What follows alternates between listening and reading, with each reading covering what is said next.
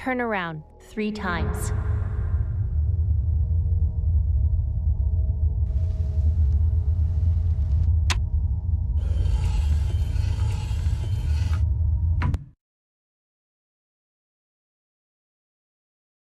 Start shooting.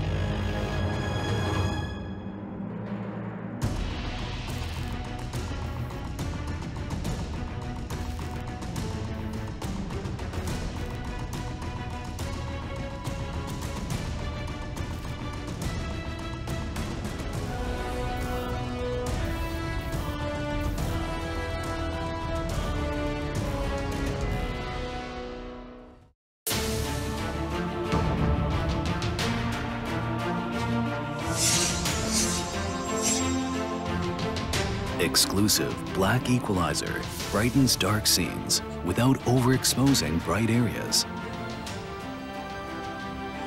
Use the S switch to quickly access the setting and switch between save modes.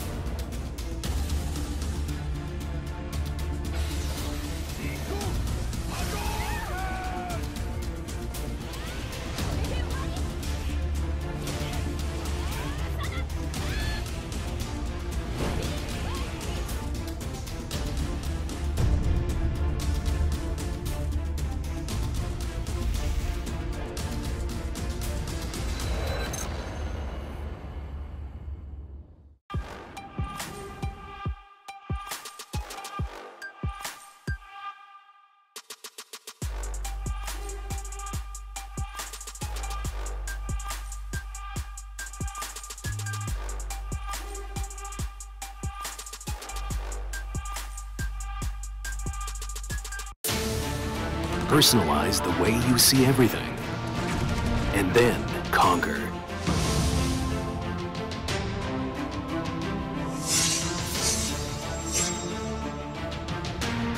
Exclusive black equalizer brightens dark scenes without overexposing bright areas. Use the S-switch to quickly access the setting and switch between save modes. Adjust the angle effortlessly for maximum comfort.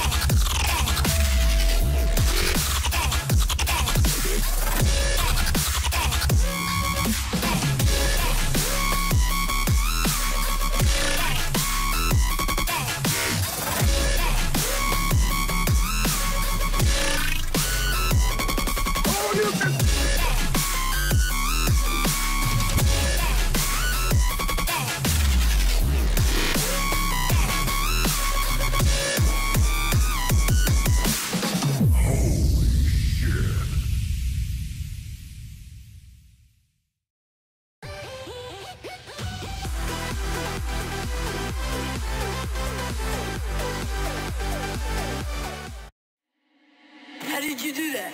How did you do that?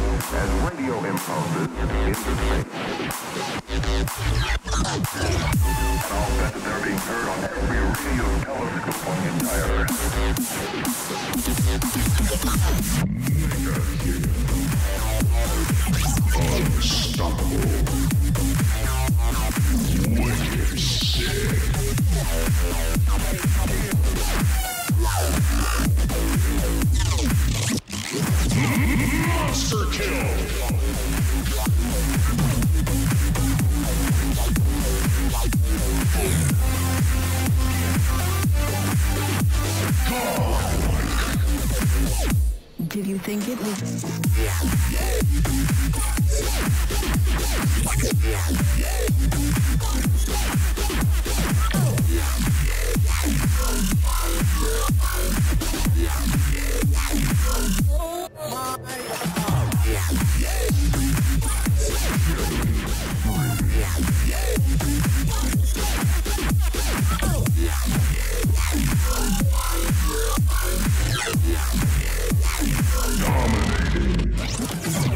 The signals are broadcast as radio impulses into space. And all sets are being heard on every radio telescope on the entire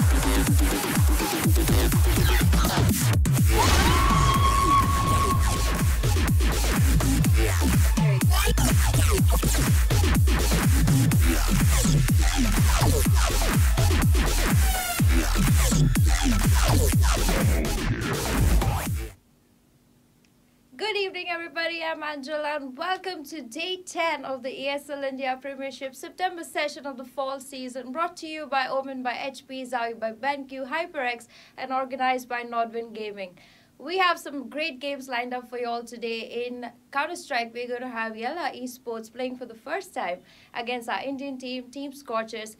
This is going to be their first game in the September session, so this is going to be really interesting to watch. They did end up their Challenger League by coming first, and they haven't really lost any games except to Accuracy Gaming. So this is going to be interesting to watch. In Dota 2, we're going to have Team Turtles going up against the powerhouse of Malaysia, Team Genesis. So that's going to be another great game to watch because Team Turtles are, of course, they do have a lot of veterans of the Dota 2 community in it. So it's going to be fun. But the first game of the day today is going to be Clash Royale. We're going to have Jimit going up against Mukul. This is the first time these two players are going to be playing against each other in the September session of the fall season. So let's hear a little bit more about them.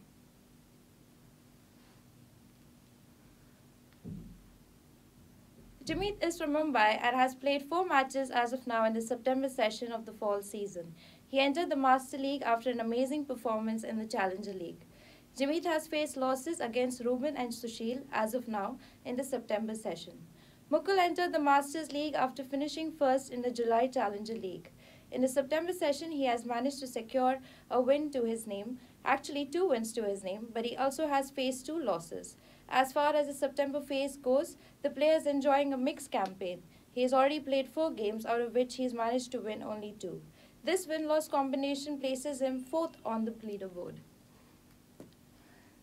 The last time these two players played each other, Mukul, of course, outsmarted the Mumbai boy and did hand him over a defeat. Is Jimit going to be able to get that revenge win on Mukul, or is Mukul going to continue climbing the leaderboard and getting even other 3 points on it? We'll find out really shortly as we head into our game with our caster Manoj Super Gola, and I will see you all really shortly with Counter-Strike coming up next.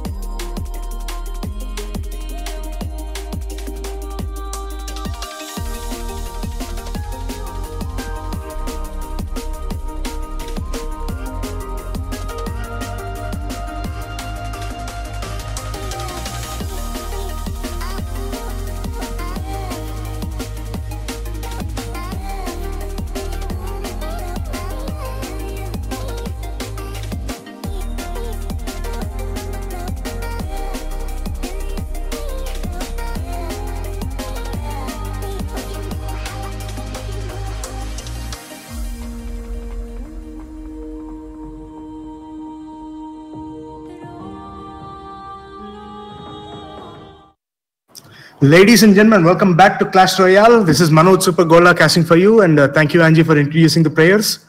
So we have Jimit and Mukul both sitting at 6 points, facing off against each other today. And we see Mukul playing his trusty old Mega Knight in his deck, and Jimit, on the other hand, has opted for a 3 Musketeer Ram deck. Wow. Okay, so considering the matches that have happened in the Premiership so far, I mean, you have to give this one to the Mega Knight Waka deck, right? Like, there's no other choice. And the Alexa character coming down, Mukul may be releasing his Hog Rider. Yeah, there we go. Yeah, so like I was saying, this is a Mega Knight versus a 3 Musketeer deck, man. There is like very little chance for the 3 Musketeer deck to have any of like even a little impact, because Mega Knight just destroys them. I fear Mukul has outdrafted Jimit in this game, and I think the result of this first game is going to reflect that. Sure, Jimit has 2 Alexa characters down on the board. Mukul replies with a fireball. Jimit giving us a QQ emote right there. Just a little sportsmanship. It's always fun. So Mukul's been saving his Mega Knight. He knows the 3 Musketeers are coming. He knows, like, he saw the Ram. There we go, yeah. We are probably going to see an Evis come down on the left and a Mega Knight come down on the right as soon as the Musketeers reach and cross the midway point. This is turning out to be very, very ugly, guys. There we go. See? But there is a huge push coming down on the left right now. Ram does not manage to make contact, but I'm sure that tower is going down. Look at how quickly that goes down. Well, lucky for Mukul, I think the Mega Knight is going to finish. No, he's not going to be able to finish it, but he will do some horrible amounts of damage to it, which is now sitting at 385 HP. But he's lost quite a chunk of HP on his own King Tower. Well, up until now, I thought Mukul had the upper hand, but 40 seconds left. We don't know what's going to happen. I think we're going to see a Mega Knight pop down on the right, and he's going to take care of the Musketeer, the Battle Ram, and now he's going to make his way across the river. Immediately gets greeted by Bandit and Bats, who get zapped down. Oof. Oh wow, like the tables have turned. 15 seconds, 10 seconds. Oh, he uses a fireball to bring the tower's HP down a little more, but at 156 HP remaining, it's still alive. And wow, Jimit managed to take this game away from Mukul, even though he's playing a Musketeer deck against a Mega Knight deck. And well, that just speaks to how skilled Jimit is. That's 1-0 in favor of Jimit right now. Mukul feeling the heat, Mukul feeling the pressure. He's sweating his life away. So 1-0 in favor of Jimit right now after the first match. And before we enter into the second match, I'd just like to take a moment of your guys' time and thank our sponsors. We have Omen by HP, we have Zoyu by BenQ, and HyperX. And having said that, looks like the second game has already started. So, okay, so now it's Jimit's turn to use the Mega Knight, and Mukul looks like he's stuck to the same deck that he used in the first game. We'll see how that would fare for him. You're going to see an Evis come down on the left. The Hog Rider doesn't manage to make one hit onto the tower, but how useful is that really? So he's sent on his own Hog Rider down on the left, and he's managed to hit the tower again. But how is he going to stop? Okay, there we go. So this move I don't really agree with, because usually what our Masters players do is place the Ice Golem in such a way that the Mega Knight is forced to start chasing it and just go back into his own territory. Plops down onto the tower for some huge damage, managed to get off one more hit for even more damage. Wow. 1130 HP remaining on Mukul's tower right there. He is in some trouble. That sweaty profile pick is justified. I think we're going to see another Mega Knight plop down on the left there. There we go. Boom. Man, the tower's going down. There, yeah. That Hog Rider is like had stayed just alive long enough to bring the tower down, and giving a huge advantage to Jimit right there. We see a split push coming. Mukul's own Mega Knight jumped a little too quickly and wasn't able to damage Jimit's Mega Knight. Okay. Now that's strange. Jimit's Mega Knight opted to go back into the right lane even though he was closer to the left. I sense some shenanigans over here. Ooh. Jump, just like his predecessor before him. He's managed to do a lot of damage to the tower. Let's see, Jimit's own towers are at 2003 HP and 1372 HP. Mukul's already lost one. We are already in the last minute and we're entering double elixir. And yeah, I don't see Mukul coming back from this. All Jimit has to do now is defend for about 35 seconds. And I'm sure he can do that like very easily. Especially since he has this Mega Knight to destroy any push that... any push that Mukul is trying to make. Mukul's trying to do his own thing. He's got his Mega Knight to destroy Jimit's tower on the right, but is that enough, I wonder? 15 seconds left. Looks like we're going to go into overtime pretty soon. Oh, wow. Wow. That Evis and the Mega Knight on the right, like, just destroyed a third of Jimit's King Tower HP. And now we see the Hog Rider coming to add his own damage to the mix. Ooh. Mega Knight jumps, does a huge Barbarian smash coming, if you remember it from Diablo 3. But he does not manage to reach the tower. I mean, that's okay though. We have 2 minutes and 40 seconds of overtime left. I'm sure Mukul will be able to rotate through his Fireball, through his Hog Rider, through his own Mega Knight. Eve is coming down on the right maybe? Wow, look at that.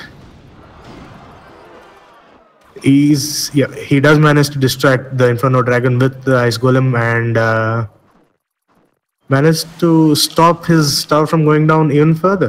1070 HP left, just like the graphics card on my laptop. Okay, so Jimit's Princess Tower is at 1739. His King Tower is at 1522, which is pretty low by any standard, but Mukul right now is in a lot more danger because... No, he's not. Just look at that huge push coming down onto the right. Hog Rider gets it off, 2 hits off onto the tower. And the Mega Knight brings down... wow. The tower on the left to 575 HP. So, whose turn is it to defend now? Looks like it's Jimit's turn. Manages to push the Hog Rider onto the King Tower. Managed to destroy the Mega Knight so that his tower is safe at least. Oh, okay. Opts to sacrifice that 60 HP onto the tower of his own side. And I think we can call this works. 18 HP left on Jimit's tower. All Mukul has to do now is rotate into his Fireball. Well, first he has to take care of the Hog Rider first. And he does manage to do that. Now we're going to see a Fireball flying out from his side.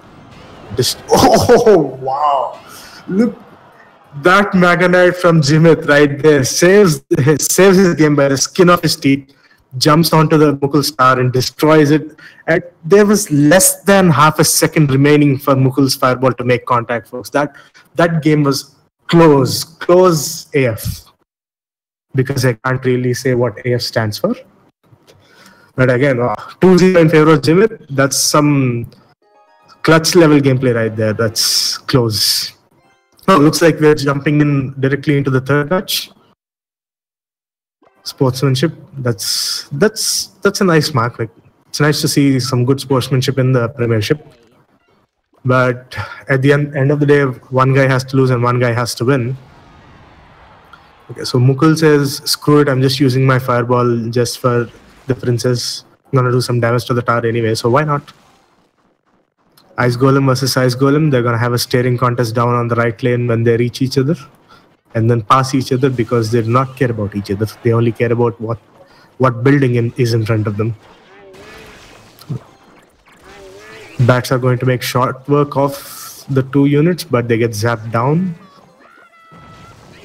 Might this hog be unanswered, I wonder? Does manage to get 1 hit off onto the tower, but...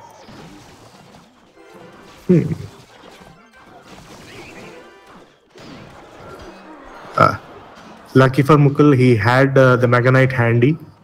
Does manage to bring the push down, but not before it does some considerable damage to his star. 1478 HP left.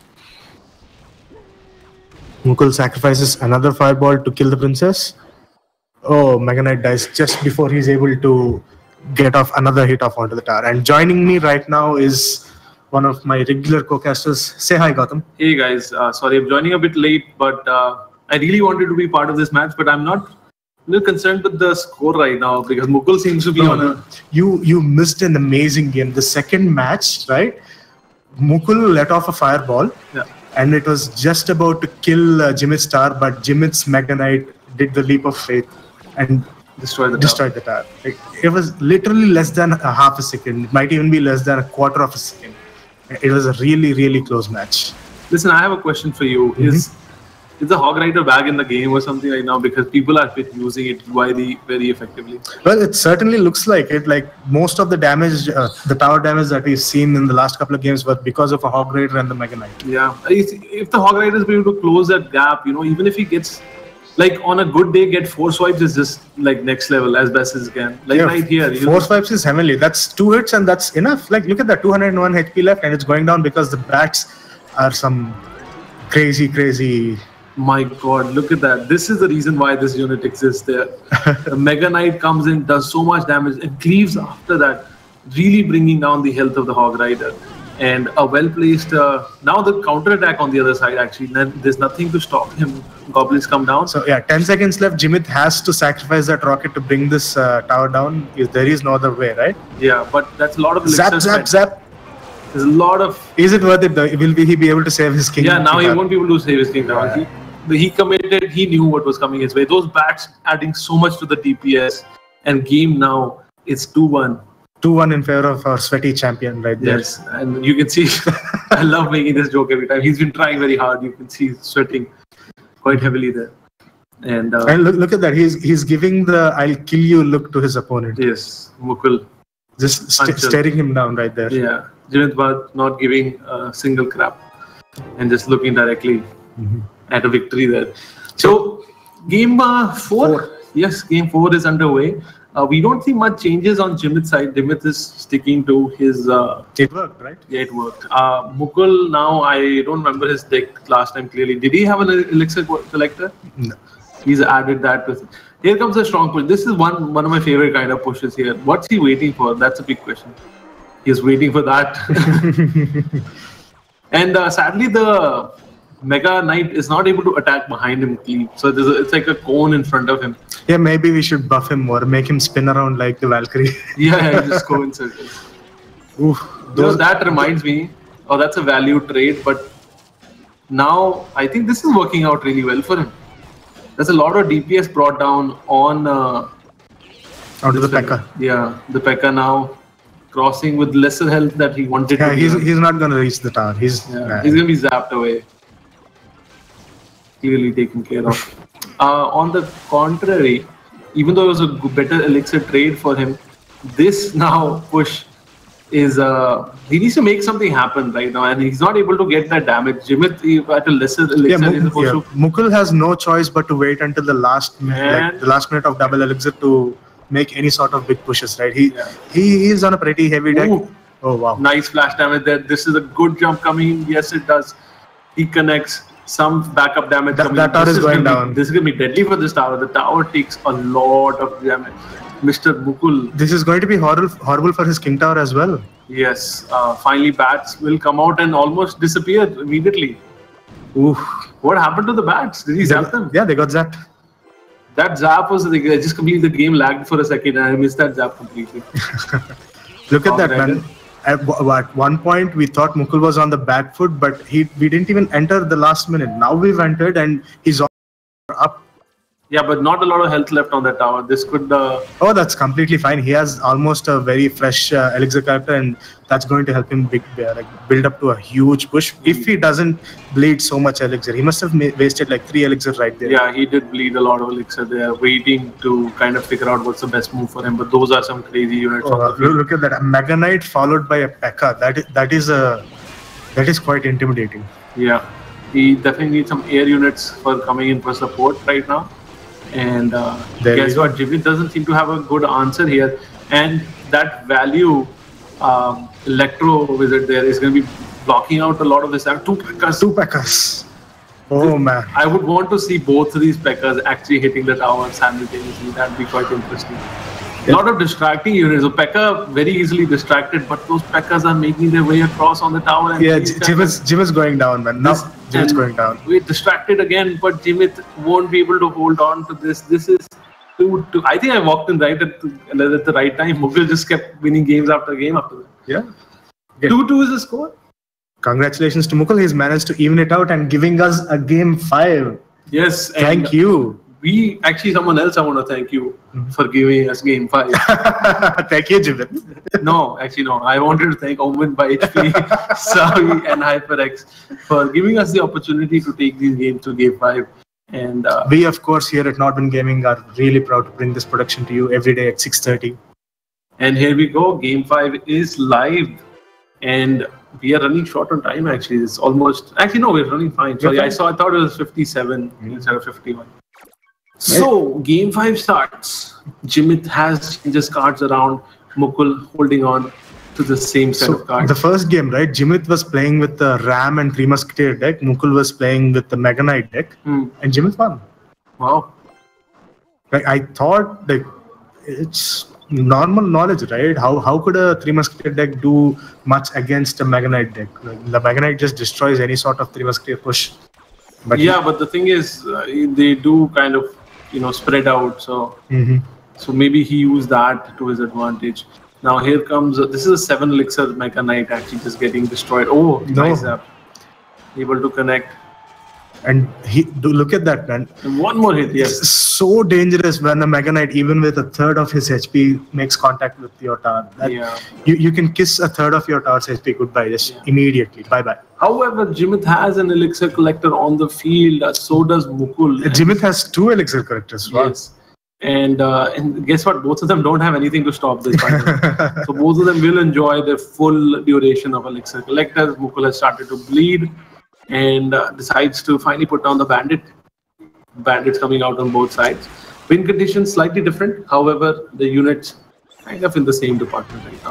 Will Jimit finally reveal his 3 musketeers? Yes, he does. The moment I say that, he puts it down. 3 musketeers are down. Now Mukul needs to figure out how he's going to defend against this strong push. Easy. Let's take a while. That's a lot of units on the left-hand side. He decides to actually commit the Mega Knight on the left-hand side and big push coming on the right-hand side. Musketeer finally connects on the tower. Will stay the full duration. No, frozen.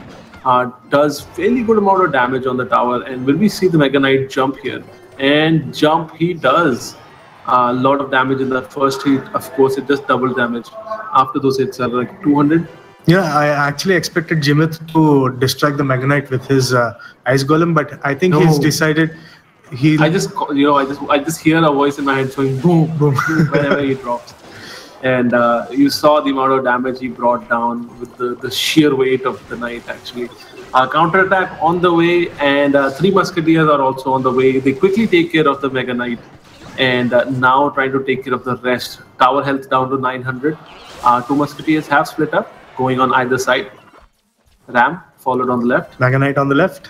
Yes, Mega Knight dropped on the other side almost immediately. The zap should be coming out now. Yes, it does. This is like full, like these guys are so good. Like they're fully like, this Mega Knight is going to do a lot of damage. No, he jumps in the completely other direction than I wanted him to. But still brings the damage down. Mukul. I believe we'll see another Mega Knight on the right. Yes. Mega Knight. Zap should also come out right about now. Does come out. 2 musketeers. 1 musketeer is literally standing in water, by the way, the whole time. This game is so broken that... hey, one of the musketeers is Jesus, okay? Yeah, there's a Jesus musketeer there. Just literally standing on water the whole time. Like, yeah, I'm just going to stand here. I'll be fine. And a lot of back and forth. And, here is a decision that Jimit decided to. He put down Elixir Collector. And that bandit just got murdered instantly. Yeah, bats are out. No zap. No zap still. Finally, zap comes out. The P.E.K.K.A. will go down. There's a bandit on the left-hand side, completely going ham on that tower. I was able to clean that up. Jimit doesn't have a lot of elixir left. What he's going to do? There's quite a few units on the field at the moment, and Bandit might he won't make she won't make contact. This is crazy back and forth game. There's barely a time left. Hey, 1 minute. I really don't agree with the usage of the zap right there. The 3 little minions could have taken care of the bats by themselves. Yep. And now big unit dropped in the back for Jimit. Jimit is looking for making a big push. Now this is do and die time, and he has units to bring down. Let's see if the Mega Knight connects with the right kind of units that they need to connect. He needs to make a decision. Where is he going to drop the Mega Knight? Mega Knight dropped on the left-hand side, right-hand side. Lot of units frozen together. Pekka should be able to clean this up, but taking a lot of damage from Musketeers, who are literally standing behind the Ice Golem. And good hit comes out. One of the Musketeers is down. Big push on the left. And Mega Knight distracted again and again. The Mega Knight. And just in time, Jimit's tower would have gone down if the Mega Knight managed to plop down on it. And now both the towers are in huge danger. Look at the 526 on one, 555 on the other. Is he going to put 3 Musketeers again? I think he's in trouble. This is game over. Is he going to jump? No. Distracted over and over again. 3 Musketeers not on the field. Zap not anymore. Boom. 75 left. Over. One more hit. And there we go. Congratulations, Mukul, for winning this amazing series. Those were some really close games. That was some excellent gameplay. Dude, I think so far this is my favorite day of the final session of the fall season. Yeah, those were some great games, and we got to see Mukul kind of work his way out of there, and that's why he's sweating. Love that joke. Anyways, a great game by Mukul. Literally, I walked into this room. He won 3 games in a row. I think he should be sending me some presents. Yeah, like if he bring him good luck. If he manages to make his way into the land finale and gets his hands on some of that prize money, yeah, you should get a cut. And look at this. Now we have the standing here. And look at that. So Sushil is the new prodigy right there. Like 5 games played, 5 games won. 13 years old. Okay. Yeah, and he's 13. Seriously. No, he's not 13. He is maybe 15 or 17. No, he's 7th class, right? 7th class is 13 or 14? No. Apparently we've been misinformed. Yeah, misinformed. Oh, I hate this. Was just to sensationalize. Oh, okay. He's 17. He's 17. Did he just recently turn 17? Okay, he was 16. Yeah, so the point still stands. He's still the youngest player now, beating up. But the thing is, when you look at this, like look at the names here. You have Hasib, who joined into the second phase. You have Sushil and Mukul, who actually joined in this phase. Let's look at the people who've been there from day one. Mrin Mehudi, they're at the bottom. Yeah, and they're at the bottom. These new guys are completely cleaning this out. Ruben also came, I think, in the first phase, but through Challenger. The new guys are literally weeding out the old guys there. The old 11 team, World 11 team is, getting kicked out of this slowly. And Mehudi and Rin are just sitting sadly at the bottom of this, and it just makes me feel bad. It is sad, yeah. When you these guys were our champions, right? Yes. These guys were our champions. These guys are the ones we chose to be masters right out of the bat. Yeah.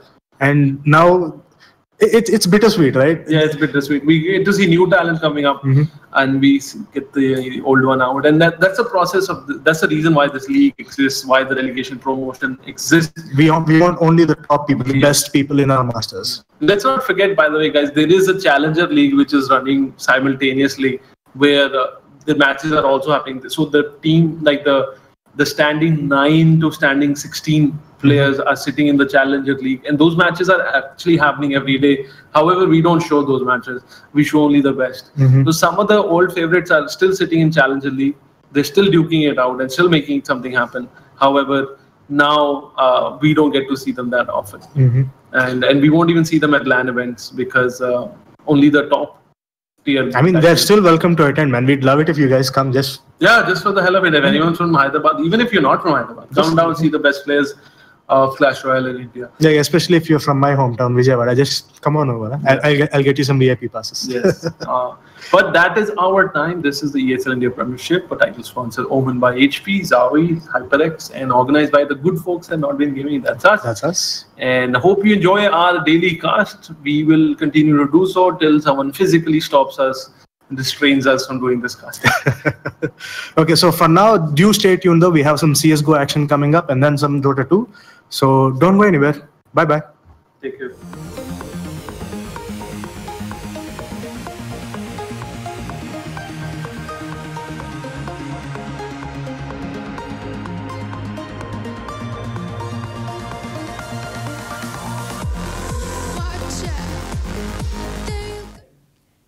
evening, everybody, and welcome back to day 10 of the ESL India Premiership. That was one very close game between Jimit and Mukul.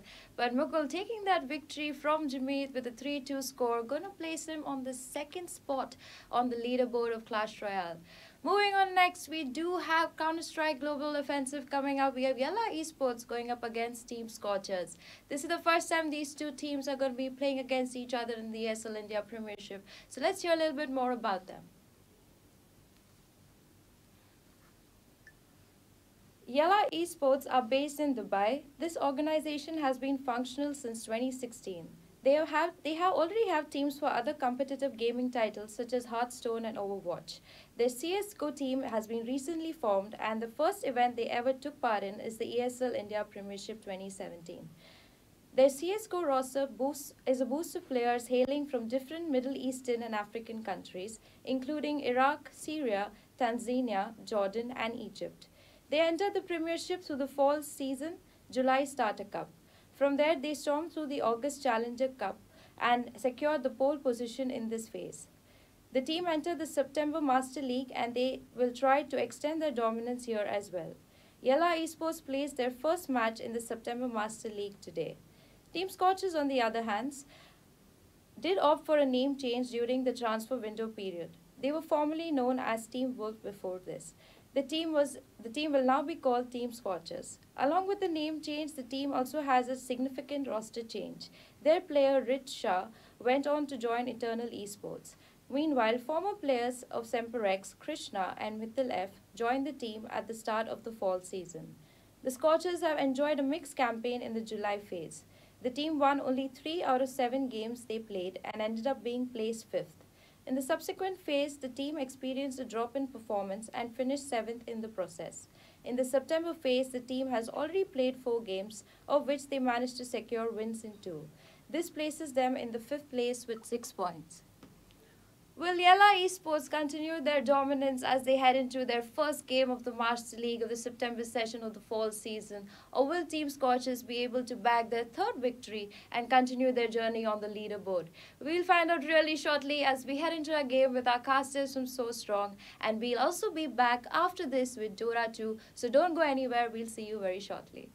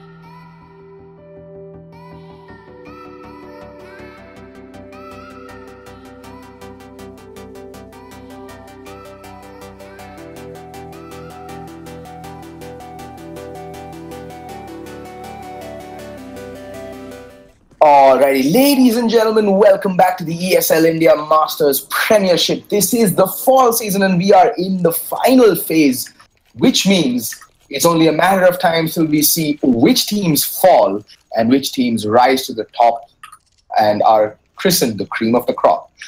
Yes, I love my puns.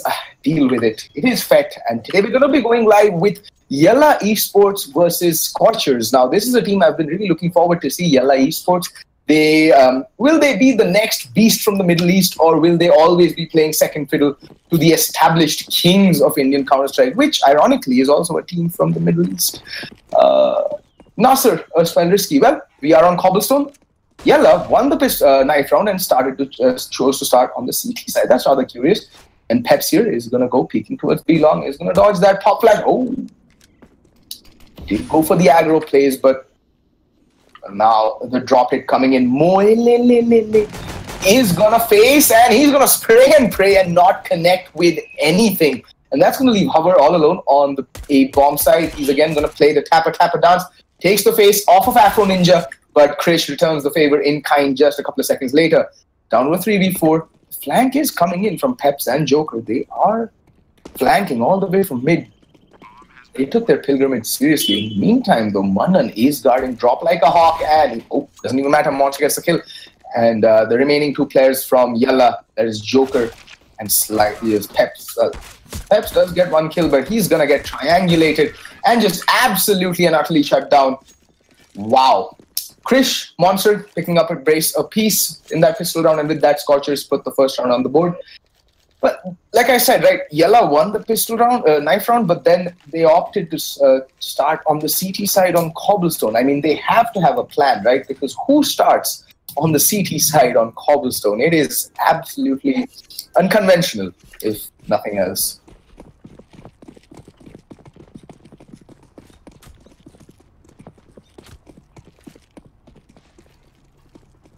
In the meantime, we do see a fast play out towards long. Peps missing the jump with the deagle out, unable to connect anything. But there's Hover with the CZ, gets one at least. Now it comes down to Mo. He's just playing on the edge of the smoke, being very cheeky right now. He's down half HP. Needs to make a play because the rotation is still a fair ways away. It's again down to a 3v4. And Mole is going to make his way back. Meantime, Joker is going to face, but Slice picks up Krish. That's a crucial find, but Slice does take a ton of damage in the meantime, but Joker gets Manan. Down to a 3v2 man advantage to Yalla Esports, but that gets neutralized instantly. Monster, the monstrous 2K, and Slice gets put down by Mythil in the end. And, well, Scorchers make a meal of it, but still manage to put 2 on the board. And that was the force buy. Now will be the full eco, and in preparation for that. Look at the buy coming out from Manan. He has Daddy's little trust fund out in the open. That is the Mac 10. Not only him, Krish is following in his footsteps. The dual Mac 10s, the drive-by weapons. Let's go, boys. Let's go. All right, 3 rifles, 2 Mac 10s. These Mac 10s should be leading the charge. And on the flip side is going to be just upgraded pistols.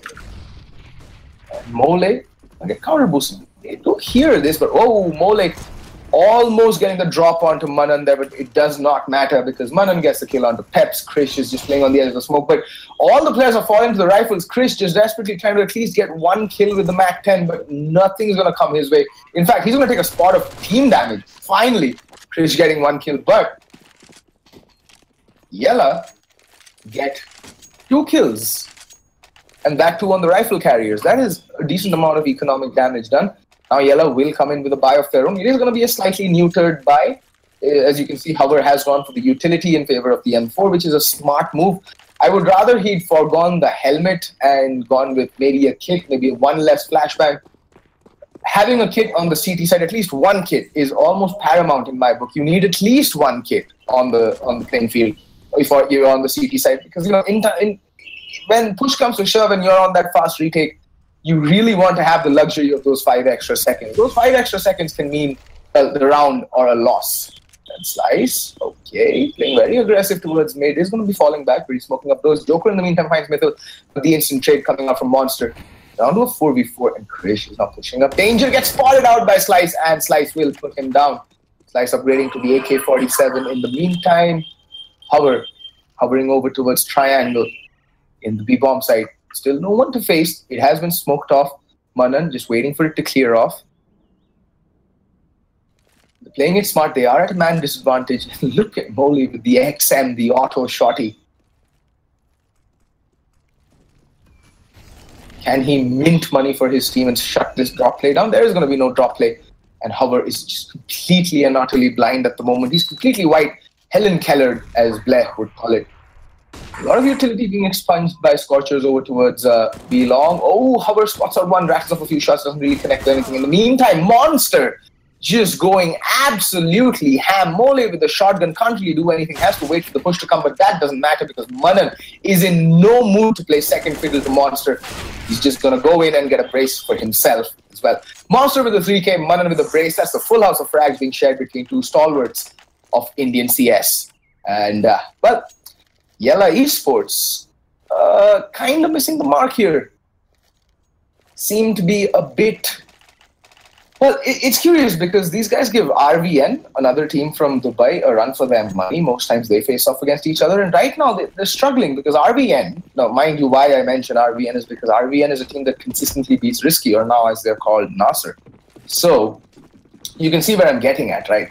They should be closing out these games with relative ease, but well, Manan, no fear whatsoever. YOLO jumps out on the B bomb side, but Peps gets the kill onto Krish. And whoa, Peps gets the second. What is even happening? They're just falling like flies here towards the B bomb side. Peps on a 3K, a godly 3K already, finally getting put down, but Hover finishes off the kill, puts the first round on the board for, well, Yalla Esports. And that was a kind of a curious round, to be very honest, because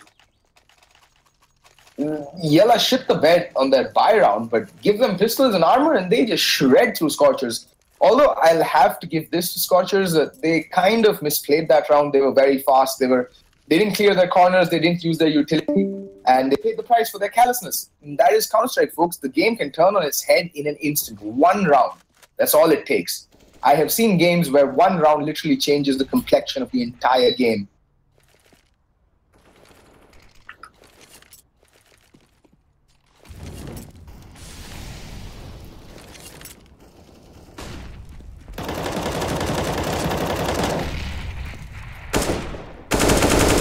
And, well, that double peek towards long not working out. Manan opening things up yet again.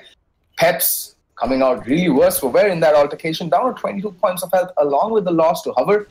That can be really dangerous. On the flip side, on the A-bomb side, we do have 3 players along with the bomb from Yalla Esports making its way, slowly snaking up side halls. And Slice, the lone defender. Finally, we do have Joker making his way back towards the A-bomb side just to cover from mid. Slice playing a very dubious position. It's a one-and-done spot. Like, he can be traded if he's not careful. And it's not like he's playing the plank. He's just playing in stables, so that's even worse. Needs to be very careful. He can get flashbang. He can get traded very easily. There we go. That's a rather good Joker still playing towards mid. And Slice, oh my god, caught with his pants down. But Joker, look at that. Lands a 3K. Surviving on 5 HP. It's down to a 2v2. The retake is on. Bomb yet to go down. There's 20 seconds left on the clock. There's enough time for Yalla to actually make this retake possible. But Peps is on 22 HP. The play has to come from this man. That is Mole. Molele? Doesn't matter. Peps getting made into oblivion. It's down to a 1v2. And Molele is not going to check his corner. And he is going to get put down. Unfortunate.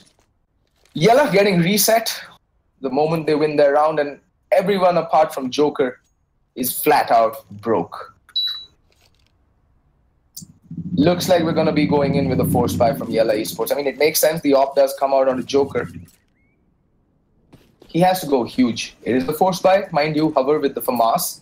The only two players who'd saved rifles from the pistol round that they'd won.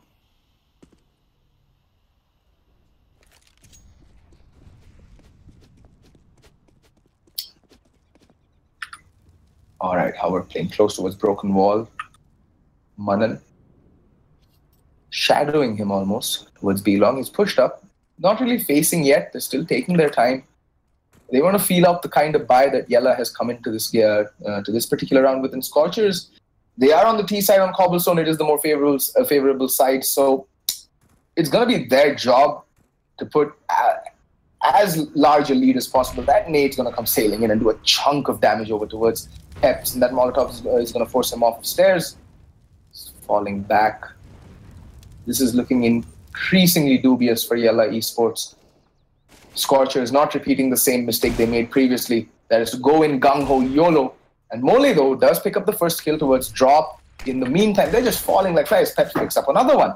Just give these guys pistols. Why are you giving them rifles? Look at that. Howard picks up another kill. Finally, Krish gets the kill on Peps, but the trades come in. And now Krish left all alone in a 1v3. He does have the weapons advantage. Actually, he doesn't because Joker has the AWP. He has the cannons.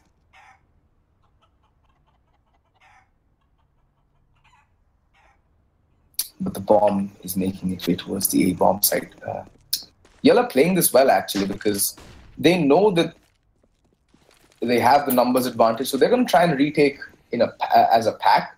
And Krish is just desperate to get the bomb down. Oh, how we're spotting out Krish. He knows he has to go for the plant, but Krish gets the kill and doesn't have any more time. He just has to save. He has to save. There's no time. And there we go. Krish trying to do the last bit of economic damage that he possibly can, and he does. Just one player surviving from Yalla Esports, but coincidentally, Scorchers' money is also absolutely wrecked. There's no money left. So Yalla, despite losing 4 players and going out on a limb and going for a force buy, they're going to come out with a better buy this round.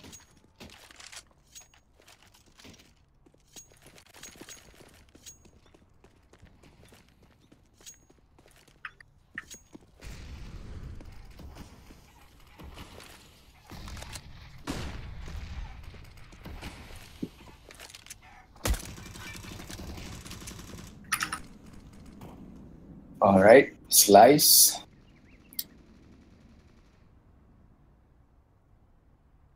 Playing alone towards A long with nothing but a UMP. Scorchers do have 2 AK-47s on the playing field, but Joker is the player who's going to open things up. Gets the kill, takes a spot of damage, but unable to land the second flick. Now there's Slice on the... trying to get the refrag, does get the kill on him, and he's falling back to make his way to safety. The smoke is going to cover his retreat, but he needs to be careful. Just 4 bullets left in the chamber. He is getting chased down towards long. Hover in the meantime finds a lurk towards drop. Now the hit will come in. That counter flash crucial. And Mole lands a fadeaway headshot onto Krish, bringing him down to 14 HP. And Hover in the meantime does get the kill onto Afro Ninja. That leaves it down to a 1v4 with Krish on nothing but a dream. 14 HP, and Slice is just waiting. Scoped up, ready to pounce.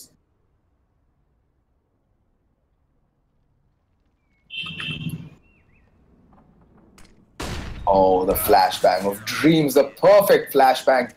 And the rifles get upgraded. Yalla put their 3rd round on the board. And they should be putting their 4th as well, because Scorchers are still very dubiously broke.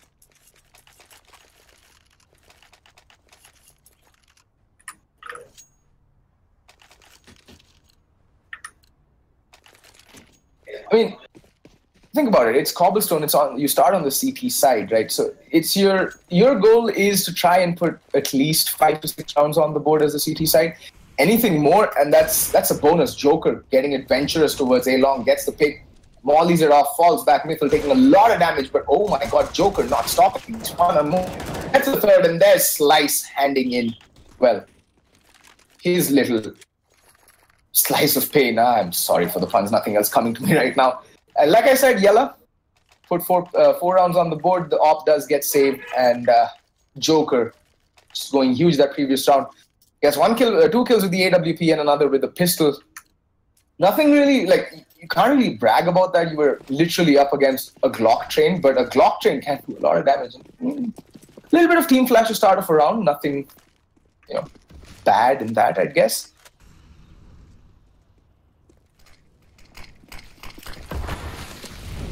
Whoa, this is getting serious. Joker just, well, someone's decided to wake up here. They're just completely putting the hurt train on Scorchers. They were getting dominated early game, but I think they figured out what Scorchers are all about, and Slice and Joker are just dishing out the pain in droves. Joker needs to be careful. Slice trying to get the refract, trying to get the AK-47, does recover it as well, and now Manan needs to be careful. He is in a very spammable spot. Nades are just streaming out.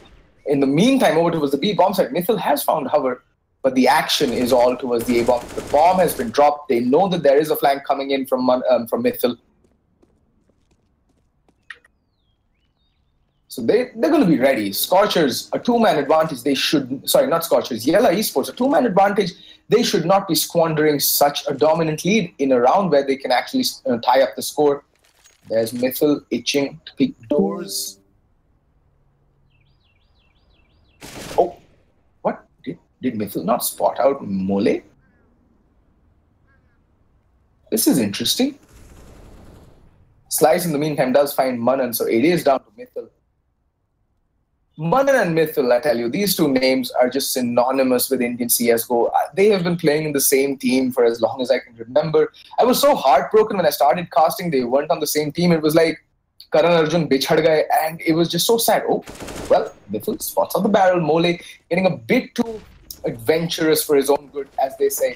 Curiosity killed the cat, but in this case, it definitely killed Mole Lele. Molele. I'll just call him Mo, it's easier.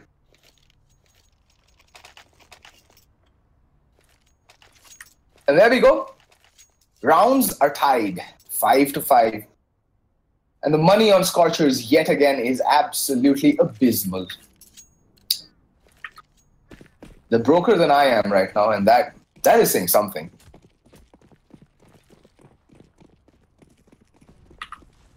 All right, Mole. Smoking up towards drop. That nade, not really going to do much. Just Afro Ninja taking 4 points of HP damage. Team Molotov. Okay then, we are getting to see it all. NA nades for days. Hover mollying off his own teammate Peps. I don't know why, but well, he does. Mithil in the meantime does come peeking around the corner. He can get the drop on Peps. Does get the drop on Joker though, but Hover there for the trade. And Hover gets another. Peps getting, well, 2 for himself. It's just like shooting fish in a barrel for them right now. Peps with a 3K. Hover with a double kill. They are just lining them up and putting them down left, right, and center. It's like a massacre. This is NSFW Counter-Strike right now. Yalla Esports, they were looking a bit shaky early game, but they've decided to wake up and take the game to Scorchers. And I think this is a team that really thrives off aggression. Like this is my first time casting Yalla Esports. I don't know their tendencies. I don't know how they play. But so far, I think it takes them a couple of rounds to figure out their opponent's setup, and then they just unleash themselves. Finally, that aggression not paying off for Peps. He's going to get punished for his, well, transgressions. Does take a bullet to the face. Now it's a 4v5. The man advantage for the first time in quite a while goes in the way of Scorchers.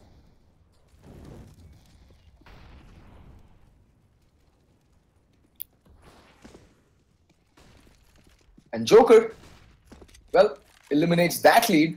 Doesn't take a lick of damage either. There's a player stuck in drop. And Mole is manning stairs yet again. Does spot out Manan, and he's gonna get caught on the edge of the flames. And Manan, so very low, gets caught. Well, walks into Mole's spray, but the refract does come in the meantime. Slice falls to Afro Ninja. Joker, what nice flick onto Mithil. I thought he'd get the shot onto the monster, but oh, there is Afro Ninja. They know that he knows that Afro Ninja is on the flank, and Afro Ninja is just trying to make his way into the B bomb set, but Joker's not going to allow that. Now Monster's so very low, but he's going to clutch it out on 6 HP, tying things up yet again. Desperate times did call for desperate measures, and Manan pulls off a fast one on Joker. But here's the problem. Scorchers lose 4 players that round, which means their money is still going to be teetering on the edge of bankruptcy. While Yalla Esports, because they strung so many rounds together so convincingly, they're going to have the better buy going into this round.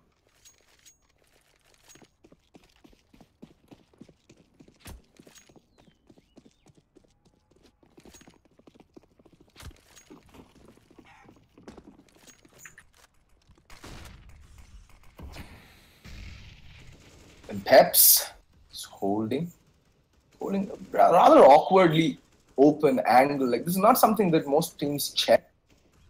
I like the setup that Yalla Esports have towards mid, though. Again, a very unconventional setup. I think it's the setups that Yalla is bringing to the table that's catching Scorchers off guard.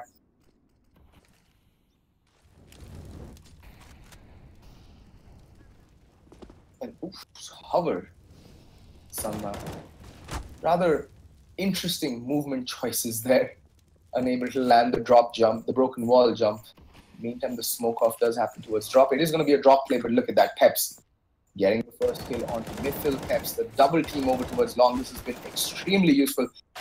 Oh, Mole gonna get greedy, gonna go pushing and gonna get his face pushed in.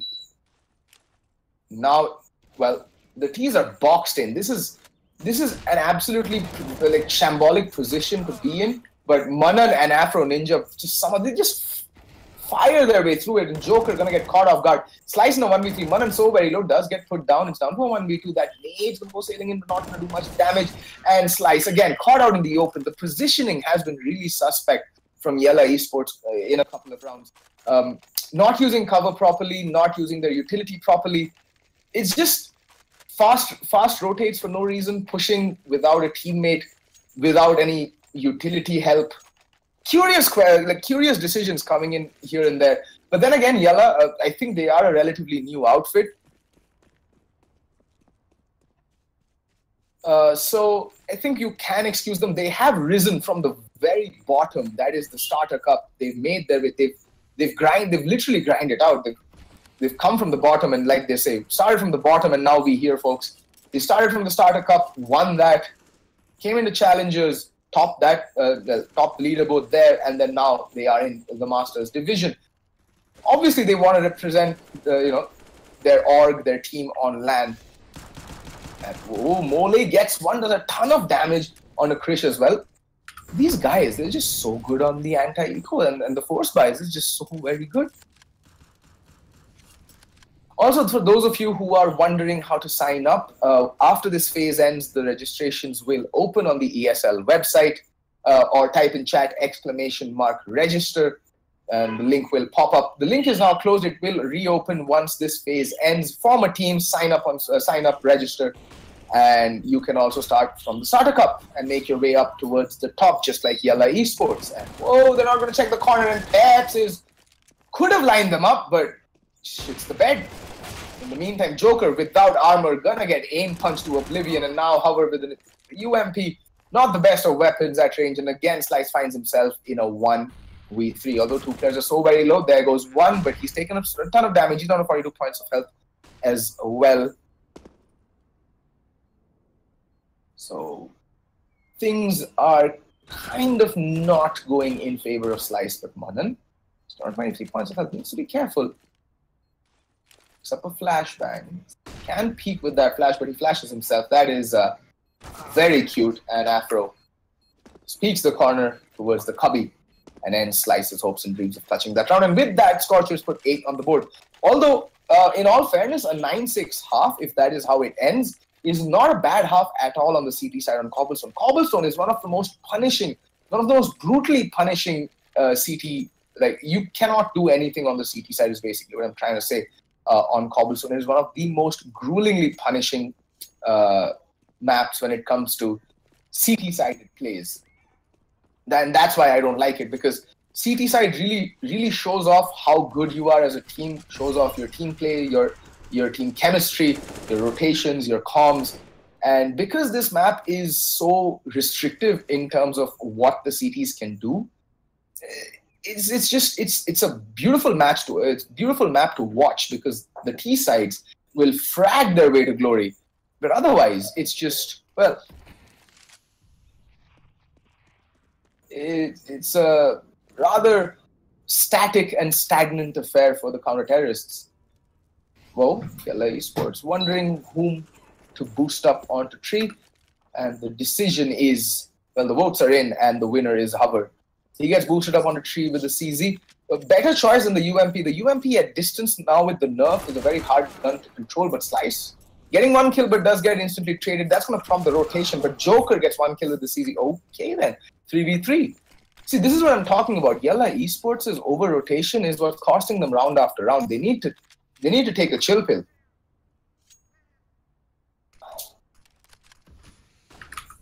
And Molly is sitting pretty towards the back of bomb side. He's going to pop out. Oh, a bit too premature with the peak. And Krish is not going to be amused with Molly's, well, rushed decisions. Being premature, not the ideal way to go in any walk of life. Definitely not in Counter-Strike. Anyway, the Scorchers end the half 9-6. They have a 3-round buffer on their side.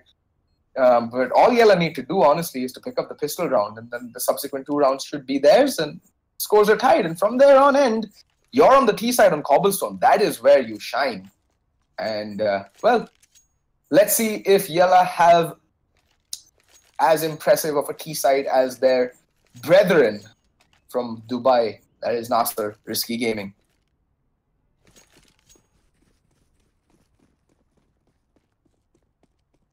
For the newcomers on stream, if you're looking to register on for the next phase of the ESL India tournament, registrations will open, and in the meantime, we are going to go live with the second pistol round. And well, the opening kill goes Hover's way. Peps finds Afro Ninja, and whoa, Hover is just going to line them up. Has 1 bullet in the chamber, but Mole cleans up the frag, and now Krish is left again in a 1v5, and he's getting hunted down. Not a single casualty from Yalla Esport. What an explosive pistol round. So as I was saying before the start of that blitzkrieg of a pistol round, if you're interested, you can sign up as this phase ends after the LAN in Hyderabad. Find the team, get like 4 players together. There are no entry fees. It's open to all, the starter cup. Just sign up and try your best, guys. Try your best. That is all the advice anyone can ever give you when you're trying to go pro in any game. Well, if production is listening, the chat wants the game volume to be increased. And, well, Mole with Daddy's little trust fund gun gets the 1 kill, but there's trades coming in left, right, and center. But in the blink of an eye, everyone's dead. It's just absolute carnage. Joker finds the final kill onto Mythil. And like I said, it's just a matter of 3 rounds. You win the pistol round, that lead is going to absolutely vanish like a drop of water in the Sahara Desert. That's exactly what's happened. Yalla Esports on the precipice of tying up the score yet again.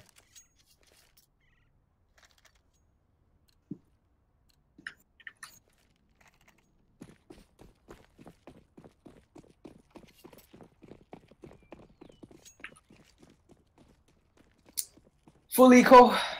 Just 1 upgraded pistol, that too on Monster. And he is gonna get swamped. Absolutely and utterly swamped. There we go, Slice. However, everyone's just getting in on the action. Just the MAC-10s just shredding through the unarmored opponents. And Molly is gonna turn the corner, run out of bullets, and Krish is gonna put 2 between his eyes. It doesn't matter. Joker's there to get the trade. And like I said, Yalla Esports tie up the scores. It's 9-9. And it looks like Slice and Joker are still going to continue with the money-making machine. Not a bad idea because 3 players don't have any head armor, so still can do a bit of damage. Although against just armor, right? The MAC-10 is basically an automatic Glock, which is to say it doesn't do much damage. And do we see another fast play? Yes, we do. Mythil holding the line, gets the first, line them up. Yes, gets 2. Can he get more? Nope, runs out of bullets, which is the USP. Gets a 3rd. Nope, that's Krish with the assist, but now Mythil is finally going to get put down. But what? Peps? Hello?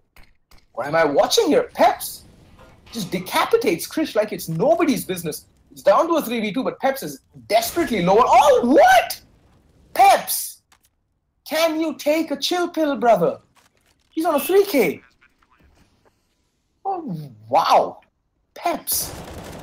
It's just on a tear. Finally, Joker does get put down by Monster. Now it's all down to Peps, but that Kobe is gonna put him to bed.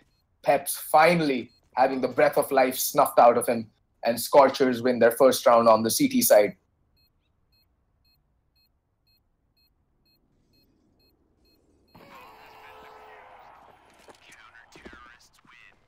But what a round from Peps. He done did some serious economic damage. Pardon my England folks. It is hard.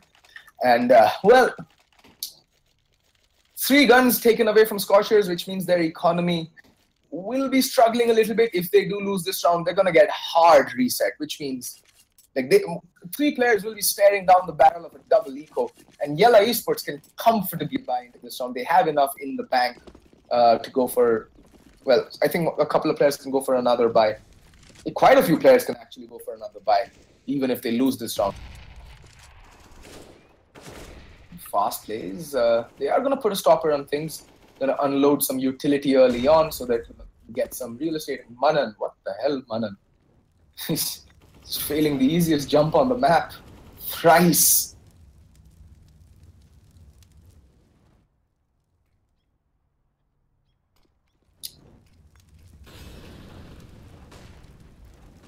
There we go, Manan. Whoa, nice dink onto Hover, but Hover does come out on top of that engagement, does decapitate Manan off with his head.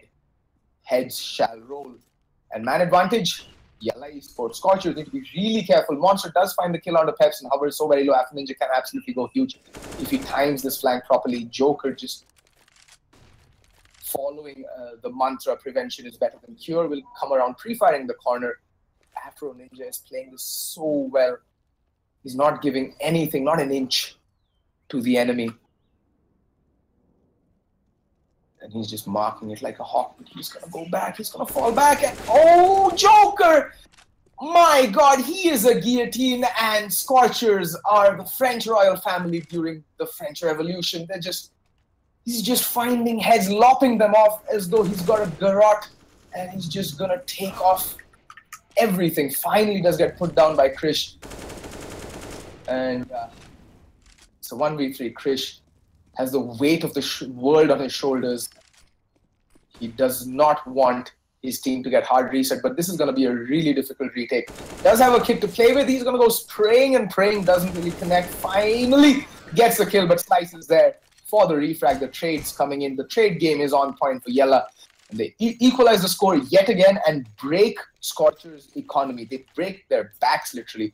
And like I said, 3 players staring down the barrel of a double eco.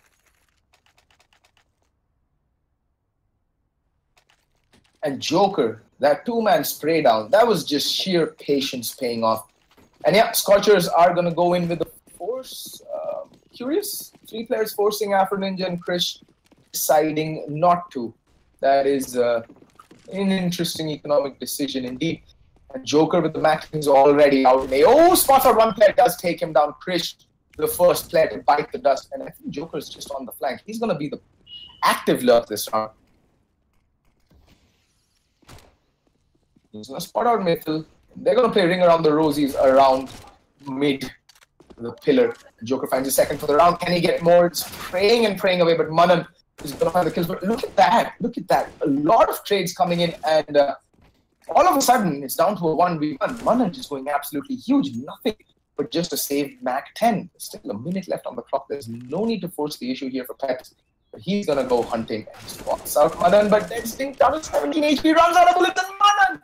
Oh, what a godlike play! And what? Scorchers win a round. They had absolutely no right winning. They had no money. They were completely broken just off the back of a desperate force buy.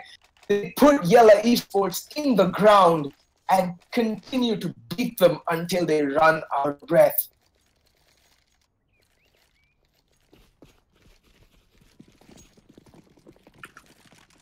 Wow. Yalla still be able to cobble together a buy. And the op out on the Krish. Finally, this man, the big green gun, he is a force to be reckoned with.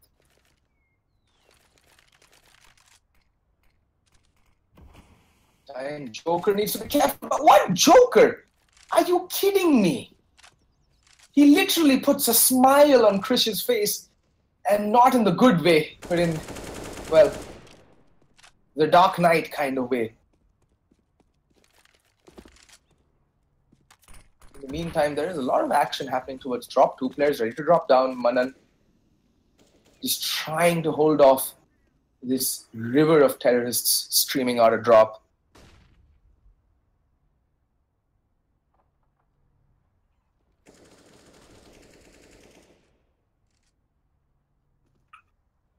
And but look at this Mythil. Oh my god, he can actually do so much damage, but however, aware of the possible flank, and everybody's dead. It's a 4v2. Joker. Okay, Joker is not kidding around, folks. Caught on the switch, but will still get the kill.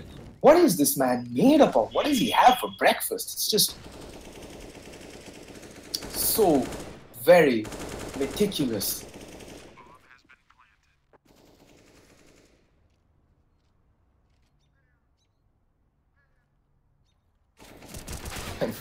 Clever little boost coming out from Yalla Esports. That definitely caught Afro Ninja off guard.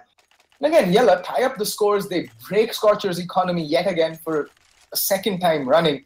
The question is, will they be able to capitalize this time? The thing is, Scorchers have to go for a force buy if they want to make anything happen in this round. Almost everybody is on double eco territory.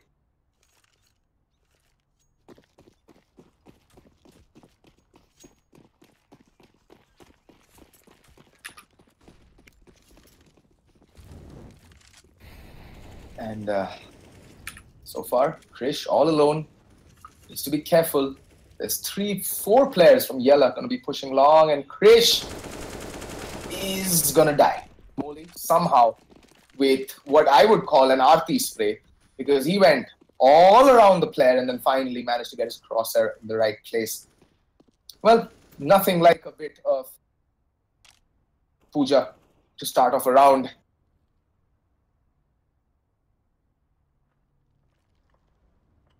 And now, yet again, we see Scorchers, a man down, with a very, very dubious buy, and what a dream to latch onto.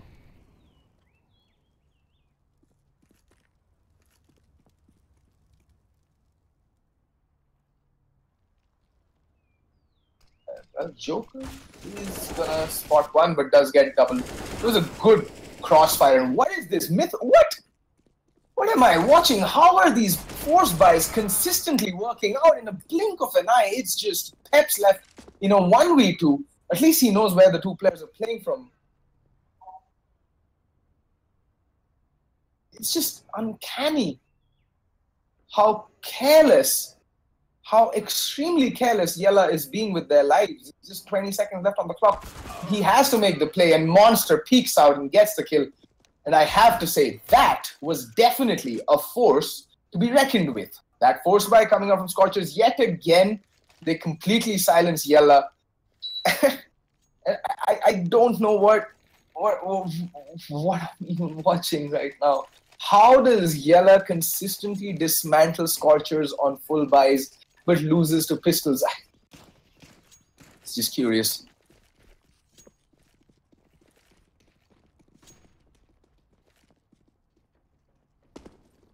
Yes, Semperex is in the tournament. Yes, this is live. Why would it be a rerun anyway? Moving along. Manan watching drop Mole. Just on the edge, that Molotov is going to give him away. Oh, double peek, but however, he's going to get his block cleanly knocked off. And man advantage Scorchers. Now, that is not something I have said very often in this cast.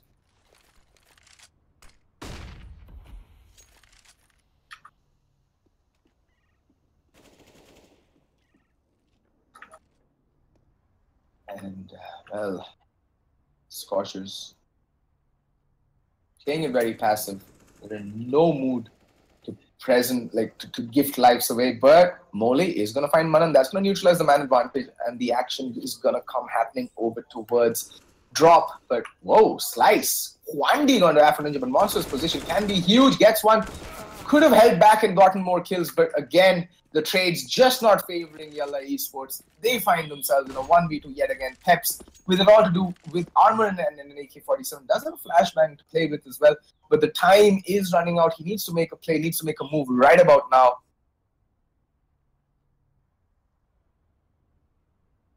And Peps just holding the line. He's trying to isolate the two players over from Scorchers, and he's managed to do a pretty good job of it. Because you see, Krish is rotated all the way to the A-bomb side. This is not the correct play from Scorchers. If I were them, I would be playing for the retake. Pick a side, put two players on it. Peps comes there, good. Doesn't, it's okay, but it's going to work out for Scorchers nonetheless. Mithil playing that to perfection. Waiting for the plant to come in, snaking his way up Speedway, and just shooting Peps as he planted the bomb.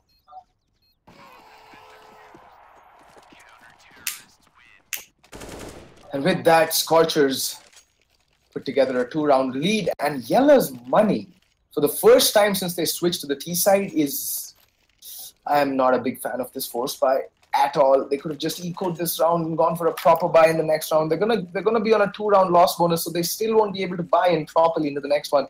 This is a bad economic decision. So those of you in chat, when casters say that this is a bad economic decision or that buy makes no sense, this is what we're talking about, because this makes literally 0 sense unless they can, well, just power their way through, which I wouldn't put past them, but the nades are going to come raining in. The flashbang is going to completely blind Afro Ninja, and Afro Ninja is going to go spraying away. Gets one, unable to get the second, but Monster, oh my god, Mithil and Monster, the Karan Arjun of Indian CS, just holding strong in the B bomb side, and in the blink of an eye, Joker finds Manan, but does get taken down.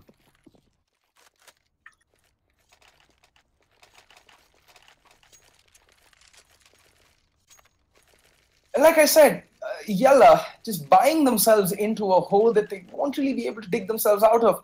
They're constantly reliant on their aim. They're not really playing it very smart on the T side.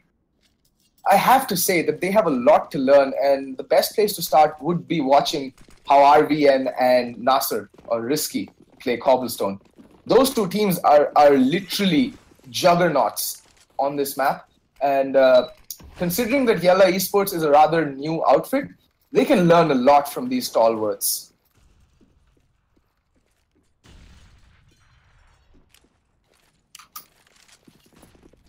Meantime, Monster getting blinded. They're going to push him, but Afro Ninja is going to find the first kill. But Slice and Hover just decimating that B defense. Slice getting Mun and Mithil, however, on the flank. Does get one kill, but does get taken down. And again, it's just not making any sense.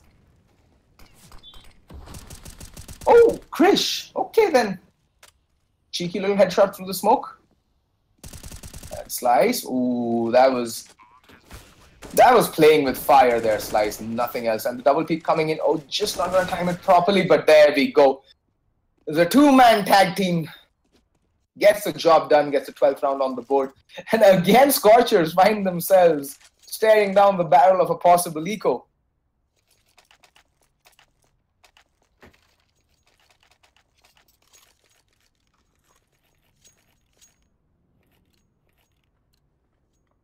I think it comes down to the fact that Yalla Esports have been getting so many frags that even when the rounds, like so many rounds have just come down to a 1v1 or a 1v2 for both the teams, that neither team has been able to get any semblance of an economy rolling. And now it's going to be an A hit. That's a fake if I've ever seen one. And one of the most transparent fakes. Oh, the double flash of death, Mithil, just seeing stars and then rises up to join the stars himself, leaving his wasted bullet-ridden corpse and ascending to the great gods above. In the meantime, look at that joke. Molly gets one, gets two. He's just farming up those eco frags, getting that match IR up. Why not, right? Manan is, well, it's just going to do Manan things and die.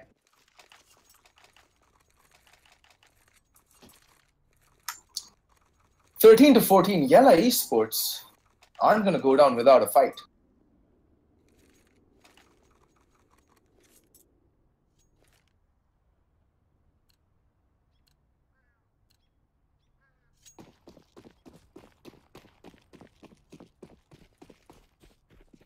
And this is proving to be a rather tug-of-war of an affair.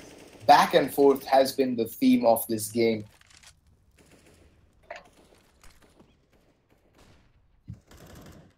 So far, again, an A hit coming in. 3 players making their way up long, 1 player just holding mid. Mithil, I think they're ready. They're kind of prepared for this A hit. Scorchers have put 2 people on the A bomb side.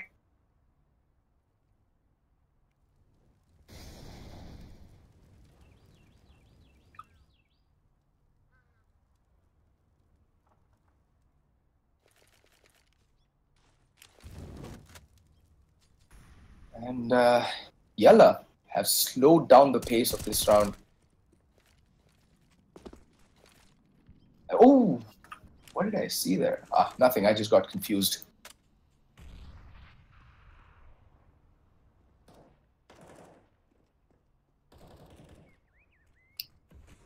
All right, very slow play coming out. Afro Ninja being boosted onto 3. Not expecting it.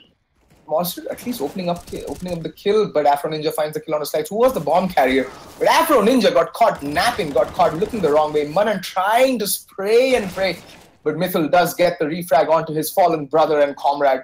And now Krish is on the flank. Hover, I think, spots him out. Hover, the AK-47, that smoke. Oh, just enough to put Krish off his aim, and Mithil, the last player, surviving. Hover taking a ton of damage, down to 11 HP. Mithil, with the entire hopes and dreams of his team on his shoulders. He's going to go pushing.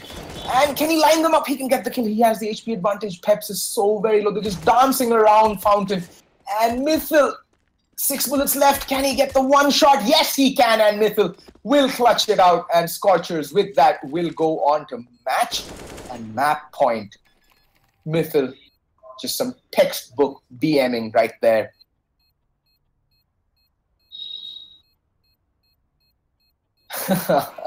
15-13 as the score stands right now, and we are possibly going to go into the final round. Curious indeed. Money again going to be an issue for Scorchers, not so much for Yalla. They got the bomb down. They won the previous round with 5 players staying alive, so they have money for days. And look at that buy from Hover. Someone is channeling his inner Call of Duty pro. This is going to be an interesting buy. Indeed, an interesting round, Hover.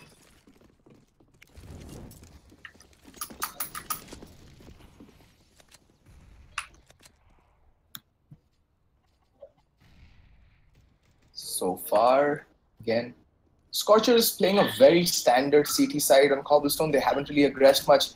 And look at that. Joker getting the opening pick onto Mithil. It's just, this man, the shots he hits, they're just so crisp and clean. Dan M would be salivating at the mouth by saying, crisp, clean lock, boys. Crisp, clean lock. In the meantime, Joker finds a second, Peps find Monster. And Joker's going to spray, but Manan does get the kill. But the damage has been dealt. Afro Ninja and Manan, the lone 2 survivors, slices up Afro Ninja's face like a ninja out of drop, and Mo Le gets the final kill onto Manan. 14-15. Will we see overtime? Because Scorchers be broke, my friends. Their wallets are so empty that I can't even find an analogy for it. Basically, wind won't even blow through it. It's just absolutely bereft of any economy whatsoever. 14-15, and it looks like we have overtime on the cards. Unless, well, Scorchers pull off one of their crazy anti-equalic force buy rounds, which they have been consistently doing, by the way. They've been more dangerous on their force buys than they have been on their regular buy rounds.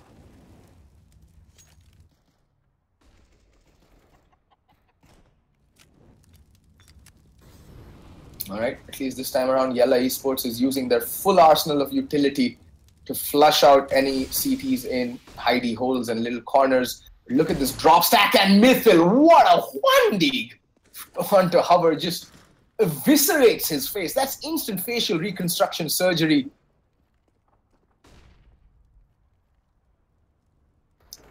Wow. And now the hit comes out. Afro Ninja with the P250 towards stairs is going to get put down. And that's Molly and Joker just finding kills that were absolutely crucial for Yalla Esports this round. It's down to a 4v3, but Mithil isn't done yet. Gets the second one dig off the round. He's going to go pushing smoke, is he? Oh, he spots out Joker. I think he spots out Joker. Mithil needs to be very careful. Oh, rattling away shots, not connecting. Joker's right behind him, but it's not going to matter. And all of a sudden, Krish finds himself in a 1v3, and Peps gets the kill. And we're going into overtime, folks. Wow. It is overtime time.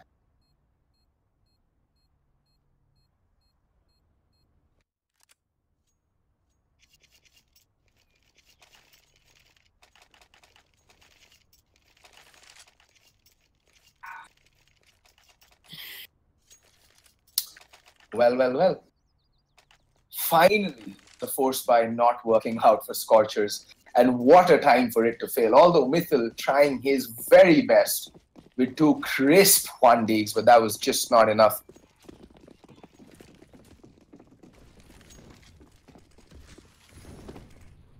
Well, at least now everybody has money. Krish with the AWP. Finally, he's had the op just for 1 round. Joker spots him out. Joker has been a constant thorn in Krish's side every time he brought the op out. Somehow Joker will just slide out of a corner and just tap him in the face with the AK-47, and he will completely get blown off the server. Yalla still looking a bit dicey, not looking very assured of what they want to do.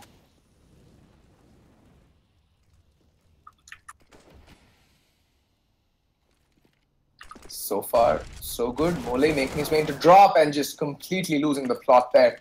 Manan gets the kill onto Mole. There are 2 more players hidden away in drop.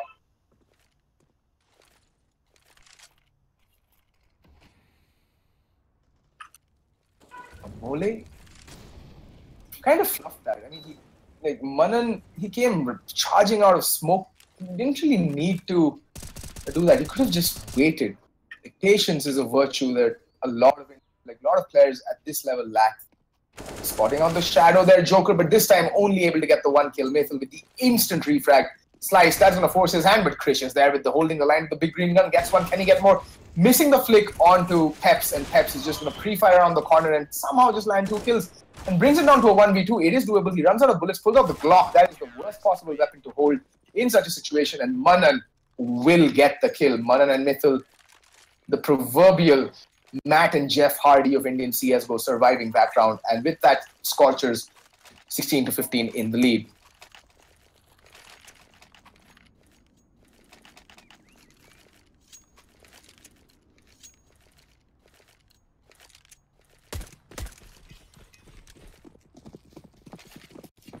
Also, just FYI, Caster is spelled with an E, not with an O. Just saying. Afro Ninja boosted up onto tree. See, the thing is, Cobblestone becomes such a stale map to play on the CT side. You can see that it's the same setup, just slight variations of the same setup going on here. And Afro Ninja is going to see a lot of action headed his way very, very soon. They're going to just push out of drop. Peps just opening things up, gets the first kill. Afro Ninja doing a ton of damage, but just the 1 kill he lands. He needed to get more kills. Manan, in the meantime, in the smoke, just completely and utterly lost. Joker, look at his position. He's pushed through. And Manan has no idea that Joker's playing such an aggressive angle. The rest of his team is pushing through, and Joker will get the kill. He's going to get on the flank. He's down to a 3v2, and I think the rest of the CTs are just going to save it. Nope. Krish going to come out and drop, pulls out the op. Oh, Joker, what? What is even happening? I have a headache now.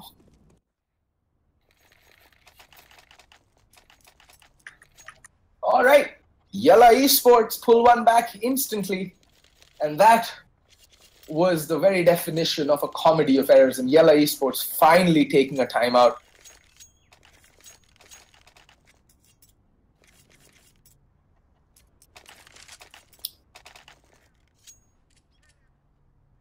What could this timeout be about? I wonder. I mean, the thing is, with Yalla, they rely too heavily on aim. Oh, one player seems to have timed out. It is Slice who's timed out. All right. And, well, it's time to explain Cobblestone, ladies and gentlemen. What do you do on the CT side and what do you do on the T side? Well, if you're playing on the T side, you have the entire map at your disposal. Right off the bat, you're given so much map control that it's not even funny. You're given control of like full museum, like half the map is yours for the taking. The CTs can't really aggress out long too often, especially on buy rounds. If you have an op ready trained on the T side, you're going to punish any aggression that the CTs throw at you, which is what makes playing CT side on Cobblestone such a challenge. You have to be a team of the highest possible caliber if you want to make something happen on the CT side on Cobblestone.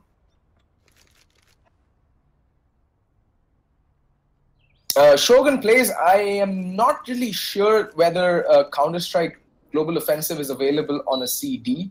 You have to download it off Steam. If someone sold you a CSGO CD, bro, I'm sorry, you were scammed.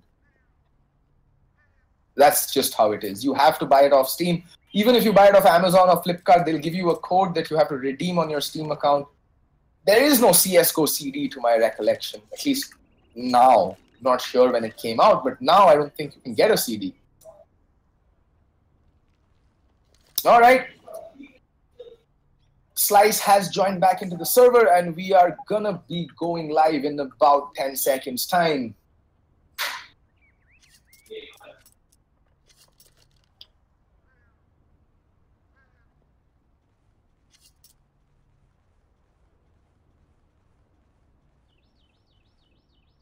Okay, another timeout.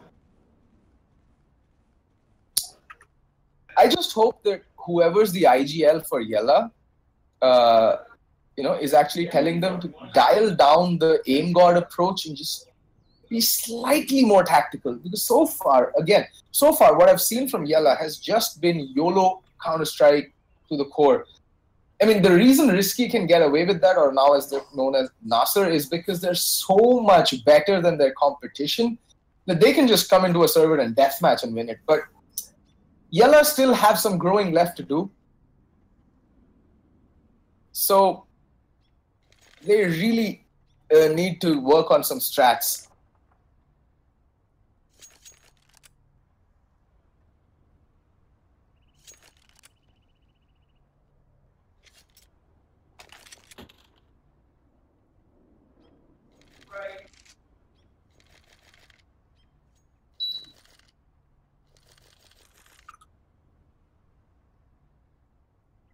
Also, if you don't want to spend money on Steam, there is an option to buy CSGO. You can just buy it off of Flipkart, Amazon, Reaper Shop. I don't know. There's so many online retailers now who will send you the game redeem code and you can redeem it on Steam. So you don't need a credit card because I think now Steam again doesn't accept PayPal and like Paytm and stuff like that. So you need to. You have other options. You don't need to necessarily buy a CD, which I'm not really sure exists, by the way. I've never seen a CSGO CD in my life. Because even I bought a copy off of Amazon and that came with a game code that you had to redeem on Steam. So yeah.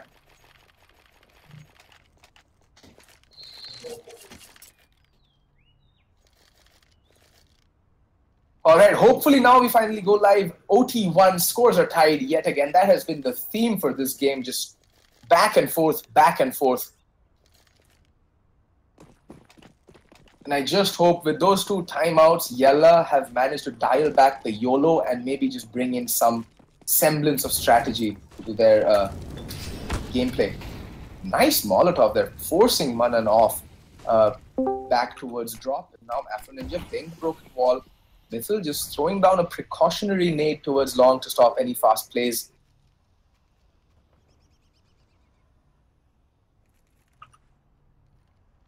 And yeah. Yalla really focused on drop. So many players just marking drop. That Molotov is going to force off Hover. And well, it's going to force Mole to peek. And that's going to be the death of him. Quite literally, Mithil knocking his head off its block. Gets the man advantage for Scorchers. And I think now it's time for a counter boost. Hover, though, is marking it like the hawk. He's just pre-firing. He's going to run out of bullets soon. And that's going to be Mithil's cue. Take the peek. Whoa, whoa, whoa, what? Hover. Just 350 IQ plays, ladies and gentlemen.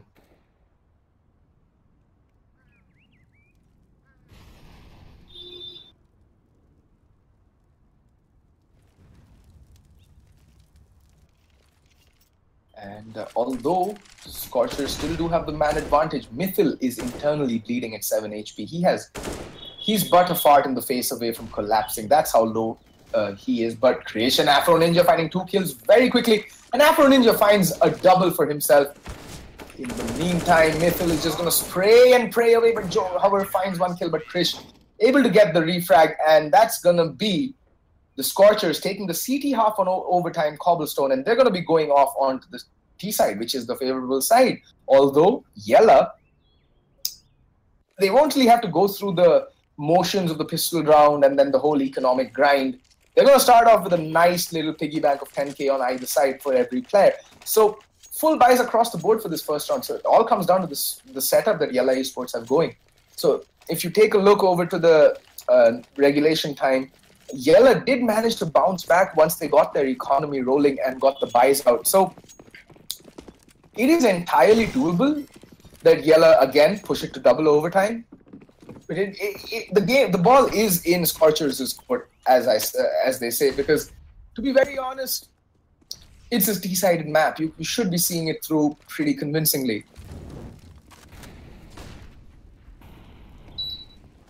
And Afro Ninja doesn't take much damage, but able to make his way out. In the meantime, Mithil, though, has taken, well, 33 points of damage. So again, nothing really to write home about, but he is in the one-shot headshot potential. So is Manan from the M4s. And Joker just making himself an easy target there, channeling his inner Diglett, trying to play whack-a-mole, and Mithil gladly obliges by knocking his head clean off his shoulders.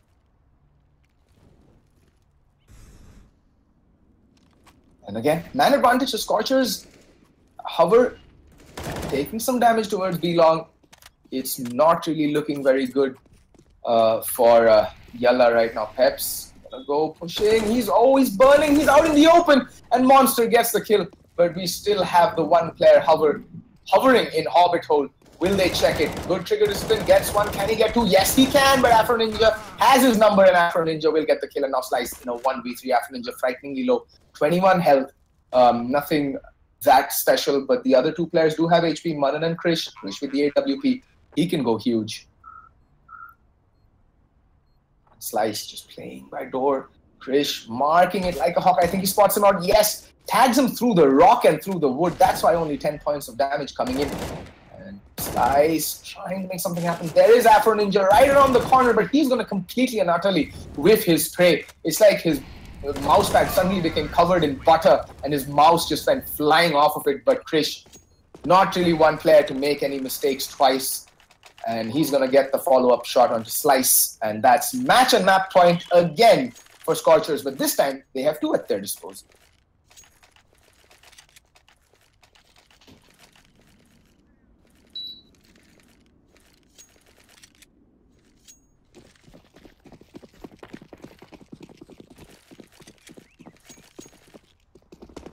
Well, we might just be headed into the final round, but Joker is out with the cannon, the AVP, and he was a beast in regulation. I mean, look at that fast play out again.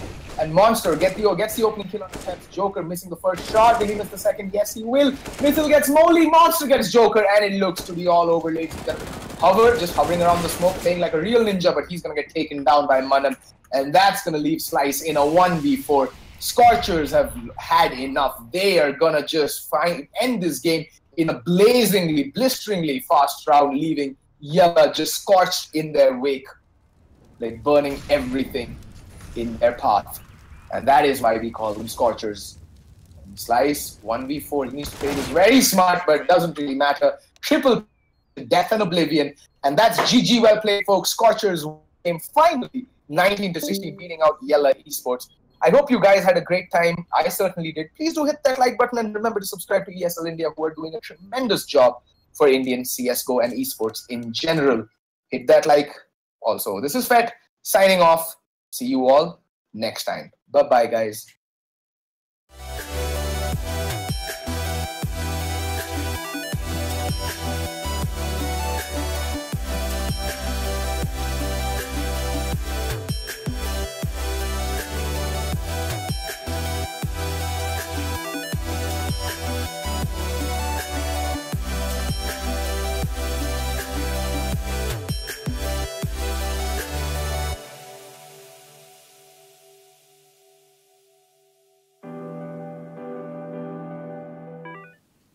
Alright, and that was one insane game coming in from Team Scorchers, nailing that close victory to Team Yalla Esports. Anyway, heading on next, we have one other big game coming up for you guys. Let's have a drum roll. It's gonna be Dota 2 coming up next. Team Turtles from India going up against Team Genesis from Malaysia. Both these teams, as we know, they've been in the ESL India Premiership for a while now. Team Genesis have entered through the September phase and they've been doing really well, getting a winning streak off every single time they've made their way to the Masters League as of now. In the Masters League, they sit on the top slot. They have secured 4 games to themselves out of the 4 that they have played. Meanwhile, Team Turtles on the other side, they've had a great run in the Challenger League, but as they've entered the Masters League, they have been having a dry run. They have lost 2 games already to Team Signify and Team Aggressify. They did bag a victory to Team Buriza, but that kind of happened coincidentally because Team Buriza had a power cut problem and they couldn't really play the game, so they had to forfeit. So this is going to be a very interesting game coming up next. It's going to be Team Genesis going up against Team Turtles. Both these teams are playing really well. Genesis got to keep that winning streak going, while Turtles got to still score that golden point on the board for themselves in the Masters League. I'm really excited to watch this game, and I really want to know in the comment section below, what do you guys think of this matchup and who do you think is going to take the game? If you all haven't already checked out the games before, you all can subscribe to us on YouTube and watch them all. Or even if you subscribe, there is this bell that rings. So basically, tomorrow when we go live again next, you'll be able to see the bell pop. You'll get a notification in your email and you can come join us live again. Alright, so enough of my baffling. Let's get into the game with our casters from AFK Gaming. Nishant is ready for us. So let's head in now.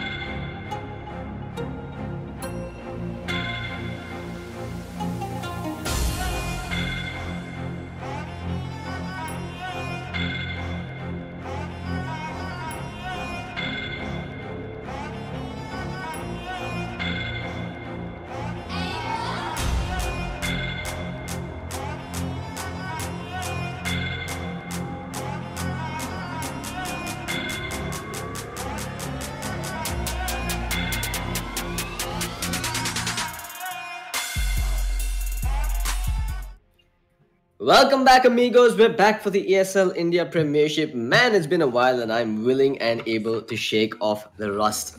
It's going to be Genesis taking on Team Turtles in a best of 1 here, as is the case every evening. Genesis on the Radiant side, Turtles on the Dire. I believe Genesis has had a flawless run so far in the Premiership. They haven't, at least in fall season phase 3. They haven't actually lost a single game thus far, and well, let's see if Turtles can change that. For those of you wondering who these teams are, Genesis are a team from Malaysia. They've put on quite a hell of a performance thus far. They've actually qualified for another LAN tournament that's going to be happening. The Dew Arena is going to be happening later on this month. I'm really hoping to see them on LAN as well on Indian turf. It would be nice to meet them. Turtles, on the other hand, they're a team that's recently been patched together. They started off in the Starter Cup, climbed their way up to the Masters here, and well, for those of you that have been following Indian Dota for a few years now, you should know that these are some of the veterans of the scene. You've got Croaz, a player that's been around for almost as long as I have. You've got Evil Ash, a player that's played in some of the best teams of the country, including Invisible Wings. Prophecy alongside him as well. Barusai, a former Beyond Infinity member, and Ingenious Archmage, another former player of a stellar team known as Go Figure. I gotta say, Genesis does have their work cut out for them. Turtles have been putting on a hell of a performance of late, and I don't see why the buck should stop here. As far as the draft goes, though, they're going to pick up the Rubik as their first pick on the Radiant side, while banning out the Necrophos and the Nyx Assassin. While Turtles are going to go with the Clockwork and the Venomancer as their opening duo. They banned out the Night Stalker and the Darkseer, going to remove that Vision game potential coming out from Genesis. Although the Batrider is still in the pool and a possible pickup here for Genesis. For those of you wondering who I am, where are my manners, I forgot to introduce myself. I'm CloudX from AFK Gaming, and you're watching the ESL India Premiership 2017. The fall season is now upon us, and I, for one, cannot wait for the fall land to kick off in Hyderabad. Genesis, second pick on the board here. Let's see what they've got up their sleeves. Also, for those wondering where Vivek is, he actually passed away yesterday. So, I had a choice to either attend his funeral today or to cast Dota. I chose to cast Dota because he'll respawn soon enough. You'll probably see him tomorrow on the casting desk as well. Anyway, Genesis is going to go with the Sand King as their second pick. So, it's still an ambiguous draft. We don't know if this is going to be an offlane Sand King or if it's going to be a 4-position roaming Sand King. Either one would work well. Turtles do have that Clockwork as well, also an ambiguous pick coming out from them. We're yet to see if this is going to be a 4-position or a 3-position Clockwork. That really is the meta now, though. You're looking at 4 positions that are more often run as 3s and made no longer being a 1-on-1 matchup. That's been the flavor of the month so far, but oops, apologies guys, had a speaker on the other side. Anyway, like I said, the meta has been about having those early duels in the middle lane and looking for those early pickoffs in the first nighttime, in the first 6 minutes of the game as well, when the wards time out. We've seen Turtles they've kind of been a defensive team from what I've seen of them last. I believe it was at the RG Masters. So I'm expecting Turtles to play some defensive Dota of their own, but they do have sieging and initiation potential coming out between that Clockwork and the Venomancer. If they want to play aggressive Dota, this is a decent setup for them to go at it. Third pick on the board, Turtles, with the picks in their, the balls in their court. Let's see what they choose to go for.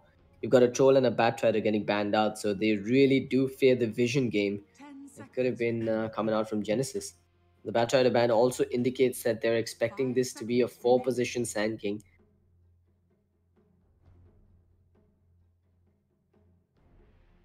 Let's see what Turtles has up their sleeves. They're still looking for... Well, it's kind of hard to say what they're looking for. I think the only thing we can say with certainty is that they're looking for a second support. Because the Venomancer could always be run in the 1, 2, or the 3 position role. And the Clockwork can always be in the 3 or the 4. Bloodseeker's still in the pool. Oh, never mind. Bloodseeker's actually banned out. What am I saying?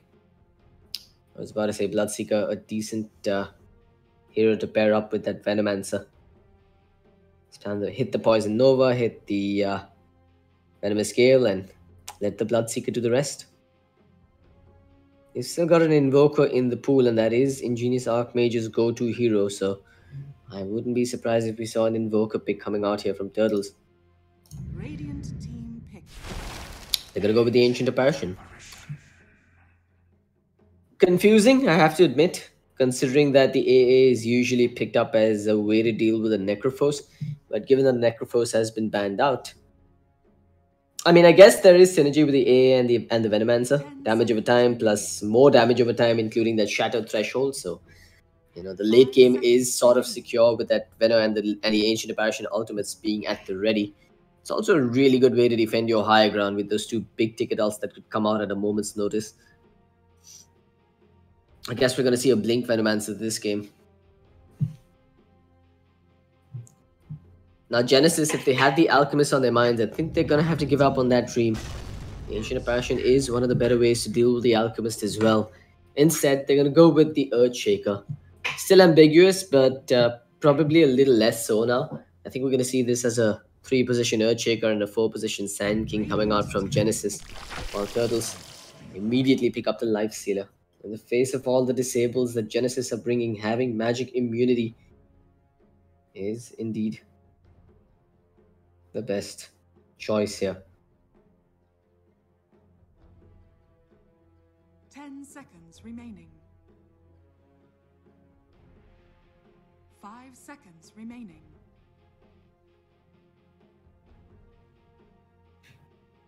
Dire team back. What do they have up their sleeve? Genesis just going to go with the Clinks, and that indeed is a smart move. We talked about the disables coming on from the side of Genesis, but there's a severe lack of them on the side of Turtles.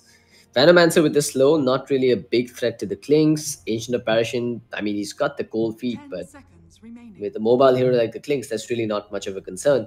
Sure, the Clockwork could cog him in and cause all sorts of chaos, but with good positioning, I don't think the Clinks needs to be too worried about that. It's a smart pick from Genesis. Let's see if it gets punished in the final pick phase here. You do have an Invoker ban coming out from Genesis, and then they pick up my personal favorite, the Meepo. Oh man, they've just... I think this is an absolutely perfect game to pick up the Meepo. Meepo's amazing versus the Lifestealer, and there's such a severe lack of lockdown and AoE control coming out on the side of Turtles. They're looking for their last support pickup. There's no option for an Earthshaker, there's no option for a Sand King. What do you pick up here that could be a nuisance for the Meepo? I mean, nothing is coming to mind at this point. Maybe you go for like a support Slaughter, at least then you can have some AoE stun. But yeah, I guess the Slaughter could work. You'd also have the amp damage to reveal the Clinks, which is, and not to mention the Sand King, so I guess that could be a choice here. Unless they run this as a 4-position clock and then they're looking for their offlaner that works well versus Meepo. Maybe an Underlord. He's still in the pool and does okay versus the Meepo with that Pit of Malice. But yeah, you can see Turtles have been drafted into a corner. They're going to go with the Storm Spirit as their final pick. I gotta say, I didn't see this coming. I was kind of banking on this being a mid Venomancer, but instead it's going to be Prophecy on the Venomancer. Well, Archmage is going to pick up that Storm Spirit. So it's a support Venomancer by the looks of it, with an offlane Clockwork. For Genesis though, we're looking at a possible mid Meepo and a safe lane Clinks, I assume. With the Earthshaker on the offlane, or perhaps even the Sand King on the offlane. Either one indeed very viable. Given that their captain Ollie's picked up the Earthshaker, I'm thinking this might just be a support Earthshaker, which isn't half bad versus the Lifestealer. If you can block him in, you might just be able to secure a kill with that Clinks. 10 seconds remaining. But I'd be worried about picking up a Storm Spirit into a draft with this many disables on their side. I think Genesis has the upper hand here. And Turtles are going to have to play some amazing Dota if they want to pull out ahead.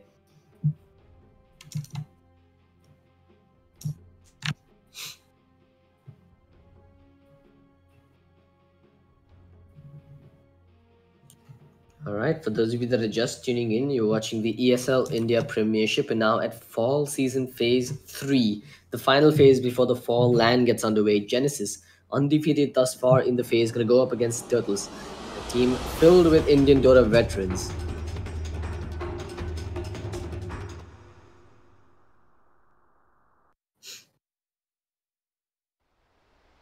Unfortunately, even though they tag up in the lobby, the names do tend to go haywire when you jump into the game. I think it's just a bug with the way Dota TV is working right now.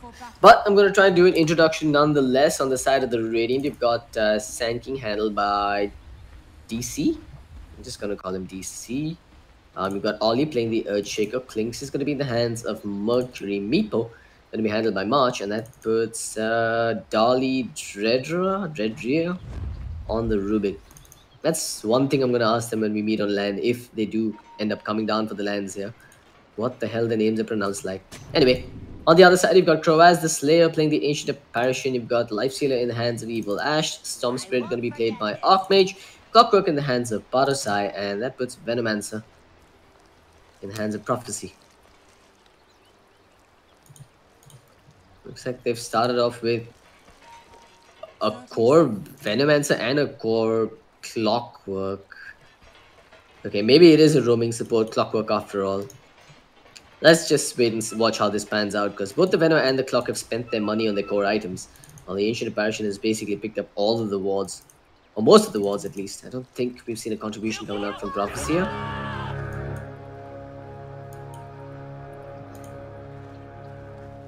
Well, looks like Genesis are going to be able to capture this rune on the top side. That should give them a start with 3 bounty runes, with the one going in favor of Archmage close to his tower. He's not going to make it back in time to block the creeps. He actually misstepped there. Walked to the right instead of walking straight into the lane. That's going to prove to be troublesome, considering that the Meepo did get the creep block off. You've got Parasai coming in the middle lane, perhaps looking to get some harassment done, but with the creeps up on the Meepo slope, this will be really difficult. He's also got support coming out with Dali and Sand King sticking around in the vicinity. Unfortunately, it looks like the Dire are going to be able to get the D wards off on this Observer. They do have a sentry overlooking this.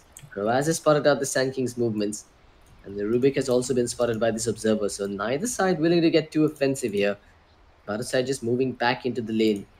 Well, March, he's opened up the scoreboard with 1-for-1 CS.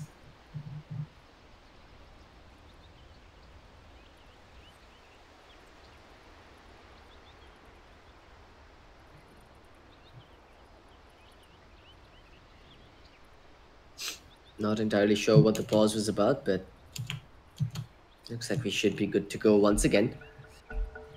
Gonna keep my eyes on this middle lane for now, because it does seem like we could see some action taking place here. March is using that proof to get himself some early CS. Meanwhile, Sand King gonna get zoned out here. Stops to chew through a Tango, and Barusai is gonna come around as well. He's got that battery assault. Gonna force out a Burrow Strike here from DC, but it's not gonna get him far enough away. This could be first blood. Is he gonna get denied to the neutrals? No, he won't. It's gonna be Kroaz that takes the kill, opening up the scoreboard for Turtles. There's the D ward coming out. Genesis gonna drop a sentry of their own and find the D ward on the Radiant Observer, or rather the Dire Observer, while Barusai, he gets a D ward of his own. So no vision on the middle lane for now. Meanwhile, on the top side, Ancient Apparition as well as Evil Ash going to work on the Earthshaker. He's going to get procced by the Cold Feet. Evil Ash actually gave one auto attack onto a creep instead of right-clicking Ollie, but without the bonus damage from the Feast, it is a fairly difficult kill. But Ollie, he's actually had his salve cancelled up now, but he did get a Fisher off on Kroaz before it got cancelled. There's the lift. Gonna throw him back now. It is a level 2 Earthshaker, but he's got no mana to work with. They're still just going to try and right-click down Kroaz on that Ancient Apparition, and they're going to do a fair bit of damage. In fact, indeed, they will return the favor and get the kill. Evil Ash, still at level 1, unable to help his allies out there. Perhaps he could have tried something with the Mango into the open wounds, but it may not have guaranteed the survival of the Ancient Apparition. Meanwhile, Parasai going to use this time and space to steal the bounty rune on the Radiant side of the map, putting the Sand King in a slightly sticky situation because he's still at level 1 now. But he does have the boots, so getting those Burrow Strikes off should not be too much of a tall order for him. It's also Meepo that's climbing up now, so he's got himself that Divided We Stand online. There's an Invis Rubik moving towards the lane, and there's also a Sand King in the vicinity. They're going to set up here on Archmage, but Archmage is trying to play it as safe as he possibly can. He knows that something's up here, and he's not willing to walk too far out. Uh-oh. Is he going to get greedy here? He's waiting for the courier to come at him first. He's got that bottle online, and perhaps now he's going to get caught. There's still a little bit of time available on that invisibility rune. Archmage, lifted, thrown back. Meepo misses on the first net, but he's going to get the second one, and that'll set up into the Burrow Strike, into the double coup. That'll be a kill going in favor of the Meepo. And the Rubik barely surviving.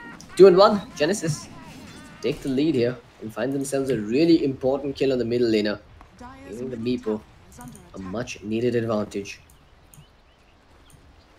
Picking Meepo is a double-edged sword of sorts, because you know, if the Meepo does, it's almost a given that the Meepo is going to be ahead in terms of levels and occasionally even in terms of gold, but you know, getting a late game kill on him is worth that much more if he screws up. The Cog coming out, March unable to poof away. He's trying really hard to poof the hell out of there, but there's the net. Keeping one Meepo alive, the other Meepo getting control. Now they're diving past under the tower. The nets are there. He holds both in position and secures his retreat. March survives for now, and Sand King will come in to take the free EXP under the tier 1 tower. So not a wasted step coming out from Genesis here, making all the right moves.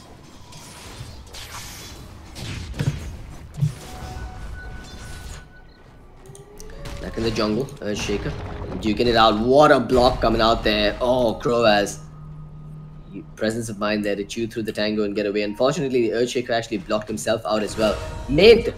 Looks like you take your eyes off the middle lane for a moment, and the Sand King punishes that Storm Spirit for sticking around for too long.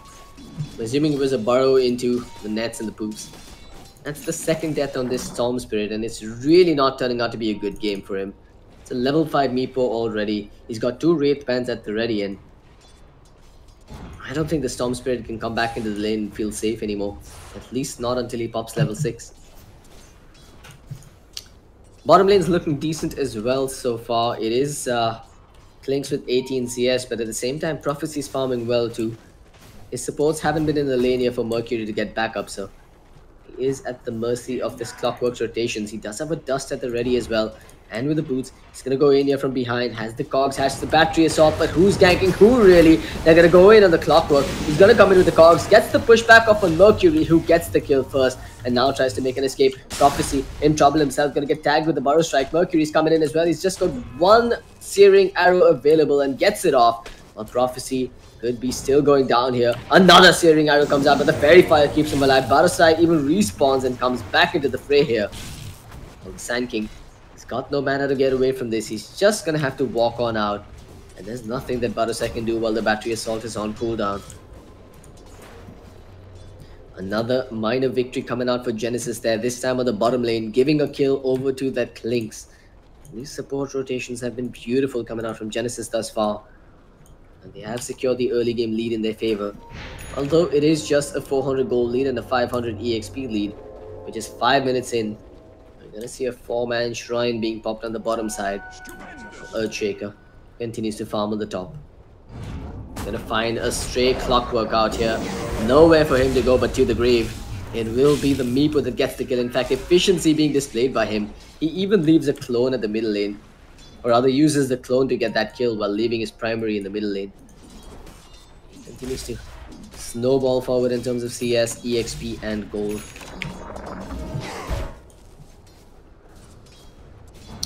5-1, we're going at a kill a minute so far. Genesis clearly in the driver's seat for now. Turtles, what do they have up their sleeves here? Prophecy unfortunately can't walk out into the lane here, else he's going to get picked off quite comfortably by this Sand King and Clinks duo. The Turtles are going to make a move now. They're going to pop a smoke. With Archmage hitting level 6, he's got the Arcane Rune and a Soul Ring at the ready, so they really do want to find a kill on this Meepo. He's isolated, he's out here by himself, and he has no proof available. It's coming back online, but this will be a confirmed death on him. And Archmage will get a much needed kill on him. That's the killing spree taken away, a lot of EXP changing hands, and a fair bit of gold as well going in favor of Turtles. Good moves coming out from them, that smoke completely justified. In fact, they might get another one here on this bottom lane. Have a Dust available on bottom side. The slow comes out. Prophecy taking a beating, but here comes the Dust. Mercury has overstayed his welcome and is gonna go down without taking anyone down along with him. 2 quick kills coming out in succession for Turtles. Both the cores on the side of Genesis going down. And Archmage was party to both those kills as well.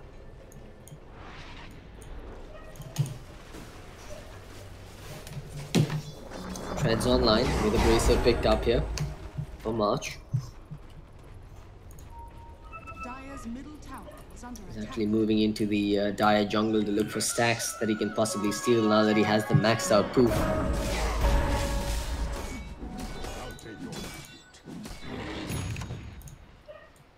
He's got the Diffusal Blade and a Blink Dagger queued up for now, so more mobility, more lockdown coming out from this Meepo. Always a welcome addition to their ranks. While Sand King for now, he's taken up this top lane. Wants to get some EXP under the tower and some free farm as well. And all the while you've got Earthshaker that's been doing his thing. He's tried to make a rotation towards the bottom lane now, but Prophecy will scout him out with a Plague Ward. Meanwhile on the top side, March using a clone to farm neutrals while his primary farms the lane. Let's have a look at Archmage. After those two kills coming off those rotations, he's got himself just the boots and the magic wand online for now.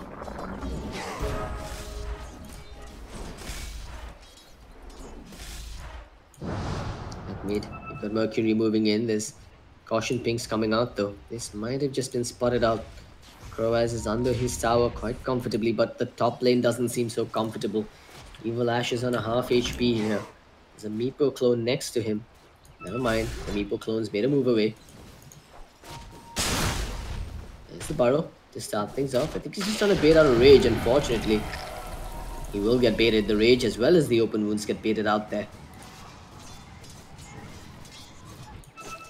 Venom, meanwhile, seems to be catching up again. He's got himself the infused raindrops. That gives him a layer of survivability versus this Meepo. In fact, that should be a mandatory item on the side of the Dio.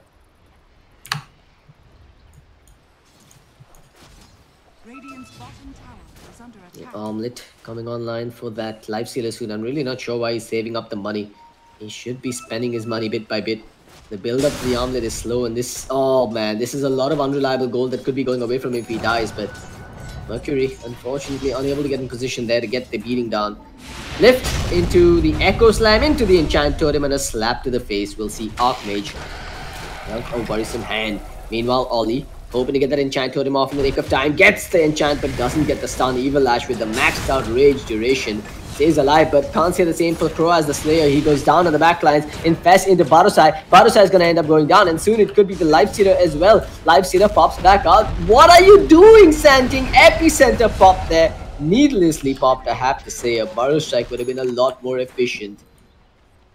They get themselves the kills nonetheless. It's a 3-for-1, actually a 4-for-1 in favor of the Genesis. And all the while, Meepo continues to do his thing. Archmage has a bit of mana to work with, so I don't think the Meepo's really... Okay, never mind, scratch that. The Roots hold him in position. A third Meepo comes into the fray as well, and Archmage ends up meeting his maker. It's... things are not looking good, let's just say that, for Team Turtles. It's really not looking good for them at all. It's a 3k disadvantage up against them in terms of net worth and EXP. And the cores on the side of Genesis are getting absolutely huge at this point. Meepo got his Blink Dagger online in just 11 minutes, and that's in addition to Treads, Wraith Bands, as well as a Bracer. His Diffusal Blade doesn't look too far off either.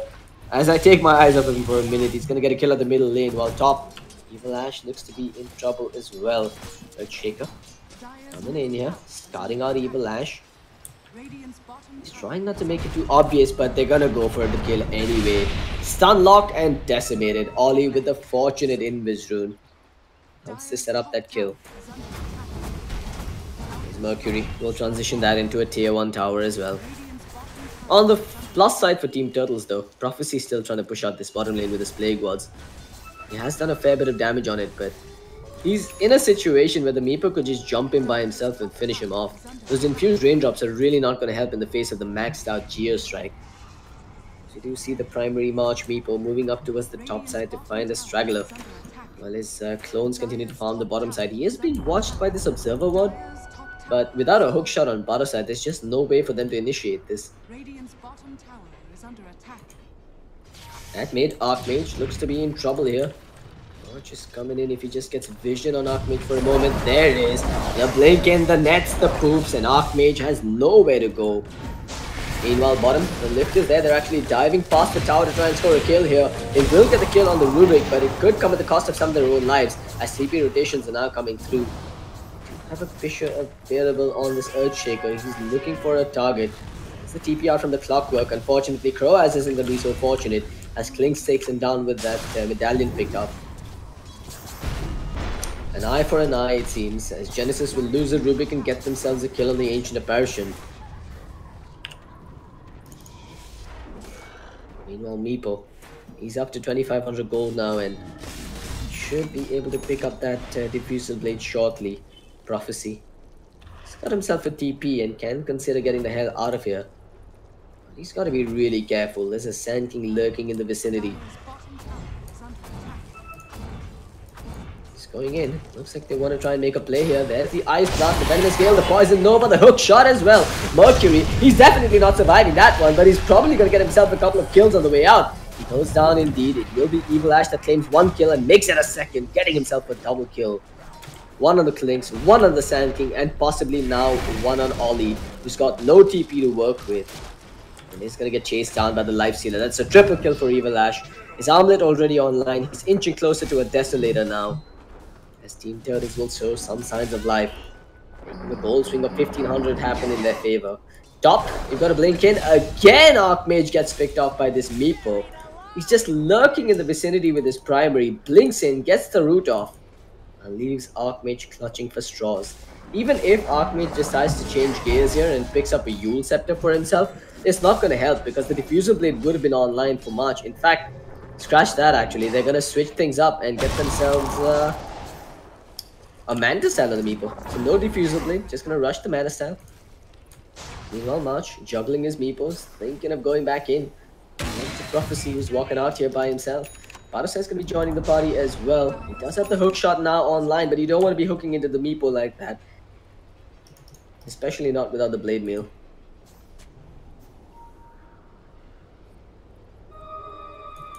His clone's just sitting in the fountain. He really wants to go for a kill here. But no one's going to come out into the lane to give him the pleasure of that kill. And all the while, Mercury takes down a tower on the bottom lane. There's a full Solar Crest finished up. He's walked into a Sentry Warrior. This could be troublesome. The slows are there. The Ice Blast completely off the mark, but it does tag him on the end of it. He will get the kill. Mercury probably not making the right decision there. Meanwhile, up top, Meepo in trouble here. Gonna get taken down finally. As Prophecy will be the one to take another dominating streak this time off of him. 587 gold going in his favor. Another 1000 gold swing back in favor of Team Turtles. Meanwhile, Rubik with the Stolen Rage makes an escape from that Life Stealer's claws. He's got himself that Desolator almost finished up and will start to hit like an absolute beast here on out.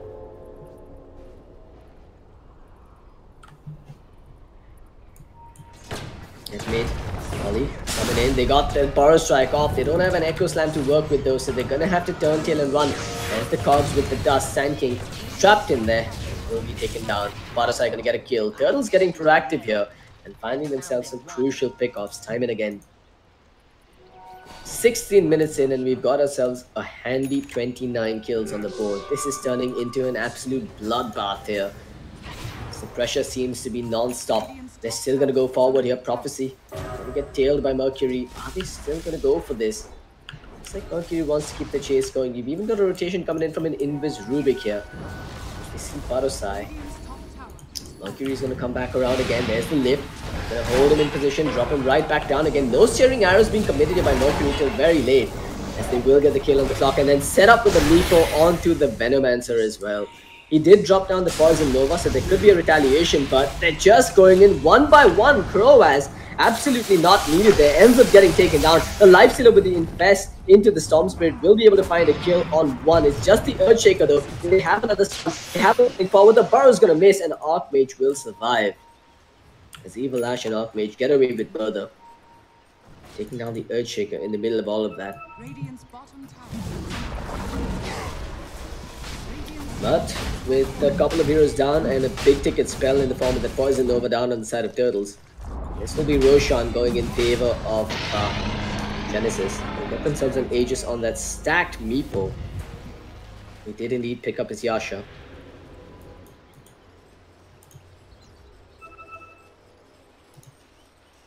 Manda's actually a really good choice here, now that I think about it. It's not too shabby versus the Cogs. Get a couple extra buddies in the fray to help you out, to tank up some of the battery assault damage. It's also good versus the Venomancer. I believe it does get rid of the Venomous Gale dispel, or rather it does dispel the Venomous Gale. Mercury, look at this, he's got his eyes on the prize, but he's waiting for his backup. Link into a Burrow, which should set up for a comfortable enchant totem. And then even leave the kill for their carry. Mercury scoring himself another kill on the board here.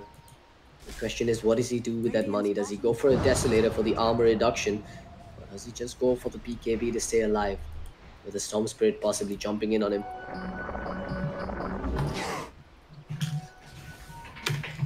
Maybe even a Dragonlance into a 4-staff wouldn't be terrible. Or rather, a Dragonlance into a Hurricane type wouldn't be terrible.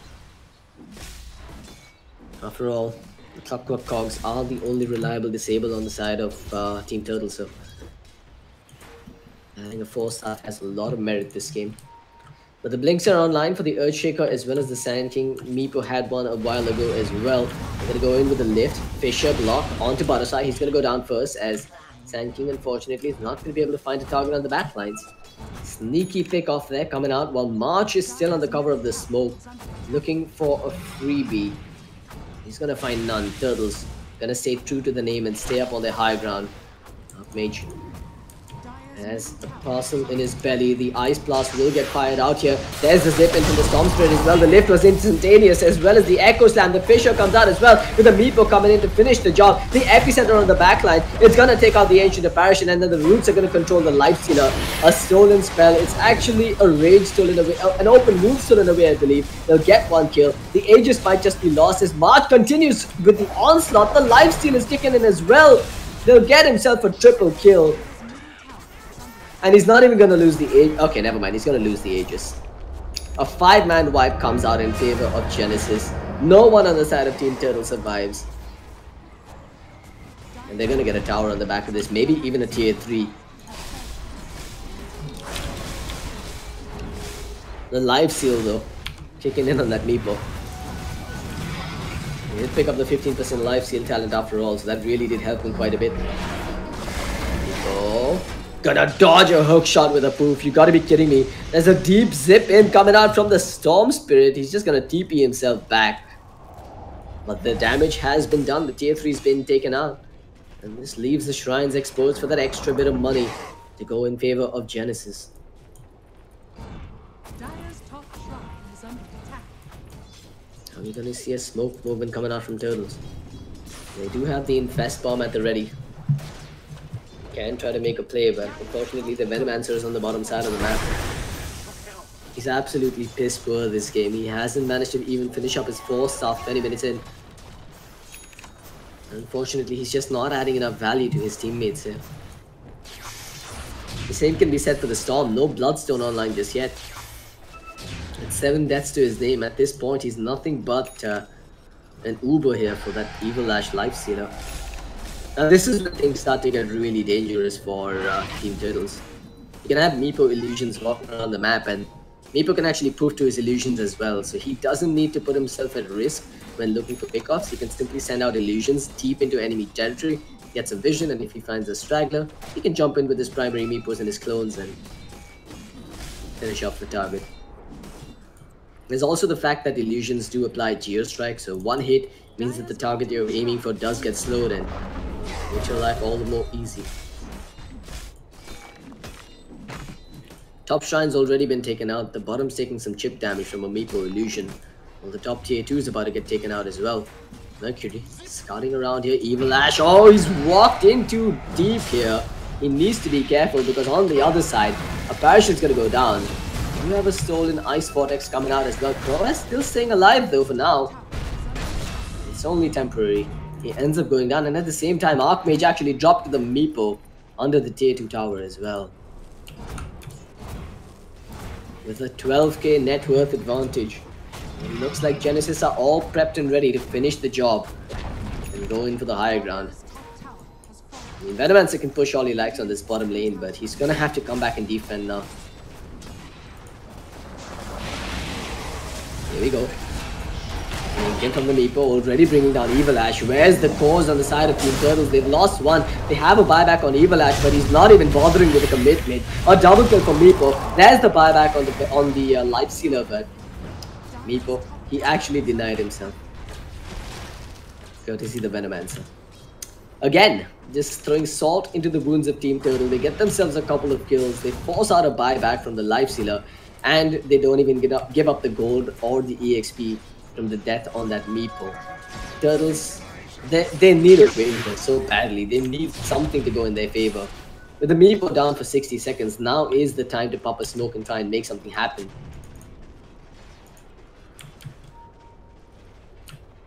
Mercury, he's gonna find a freebie here. Crow as not willing to walk further out there. Oh, he's done it. He walked out and he gets chewed to bits. There's the zip in from Archmage, but unfortunately there's no detection available. And Ollie's in the vicinity to offer some support as well.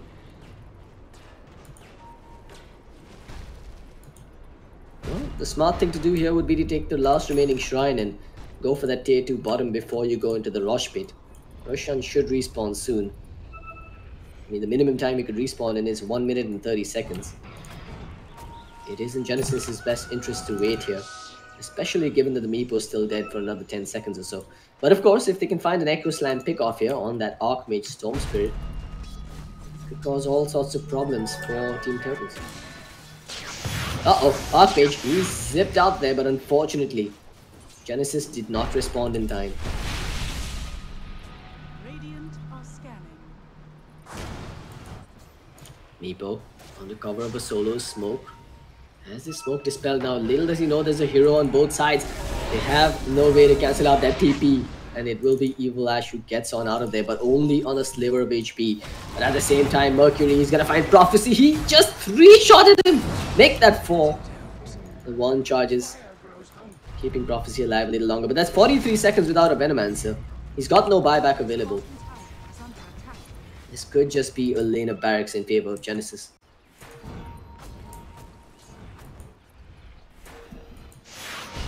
Storm gonna go in with the life stealer in his belly, but the burrow strikes were there! He actually caught both of them in the burrow strike. Ollie not willing to go in there with the Echo Slam. A bit unfortunate though, he could have done some serious damage if he went in and stopped them in their tracks.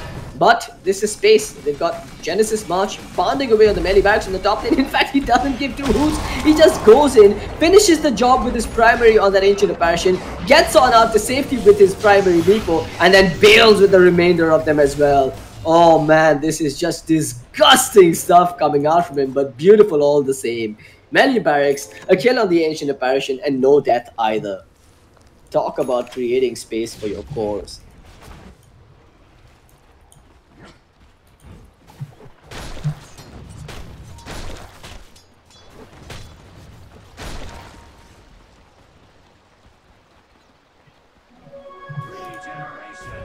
Genesis just stacked to the teeth now. Armed to the teeth, really.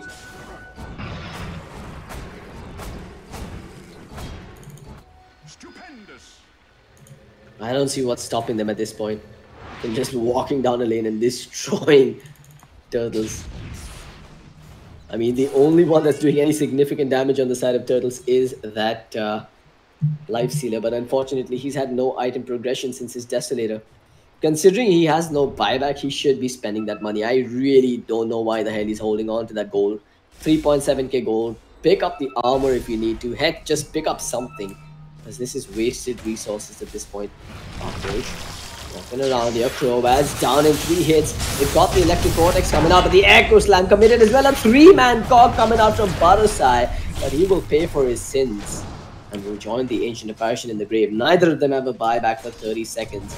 March doesn't give 2 hoots of who's around and who's not. Just jumps in on Evil Ash. Gets the nets off onto the Storm Spirit. Controls him before he can come into the fray. Takes down Evil Ash and then goes for sloppy seconds on the Storm Spirit. Unreal stuff coming out from this Meepo player. I think it's fairly safe to say he's been the MVP of this game thus far, and there's just no coming back from this. Turtles are gonna suffer a loss at the hands of Genesis. We're now just going for the tier 4s. Mercury getting pulled into the fountain. Overstepping his bounds there, gets killed.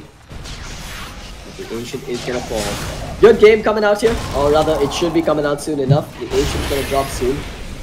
We're seeing them do everything that they can on the side of Turtles to pull this off, but Meepo, while he did die once, he's just going to deny himself, buy back and come right back into the fray. Are we actually seeing a throw in the making though? Did I just speak too soon? Never mind.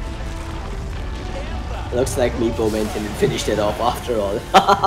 Alright guys, thank you for tuning in. This has been an entertaining game, I have to say. I've quite enjoyed this. 40 kills on the side of Genesis, 16 on the side of Team Turtles, just 27 minutes in. If you've enjoyed, of course, do hit the subscribe button on the ESL India Premiership YouTube channel. You can also hit the like button on the ESL India Facebook page. The stream is live on both those platforms. And of course, if you've enjoyed this cast, you know where to follow me. I'm at Facebook and on Twitter as The Real CloudX. Until next time, guys, see you tomorrow, 8 p.m. This is CloudX signing out.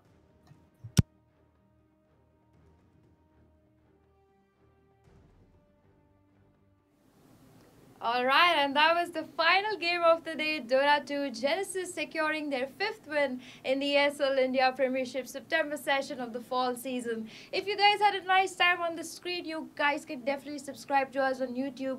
All the previous games that have happened today and before this are all there, so you can definitely check that out. You can also follow us on Instagram, on Facebook, and you can also take part in the next upcoming Startup Cup. The details will be on the ESL India Premiership site. So do subscribe to get a notification when we go live tomorrow. This event is brought to you by Omen by HP, Zawi by BenQ, HyperX, and organized by Notwin Gaming.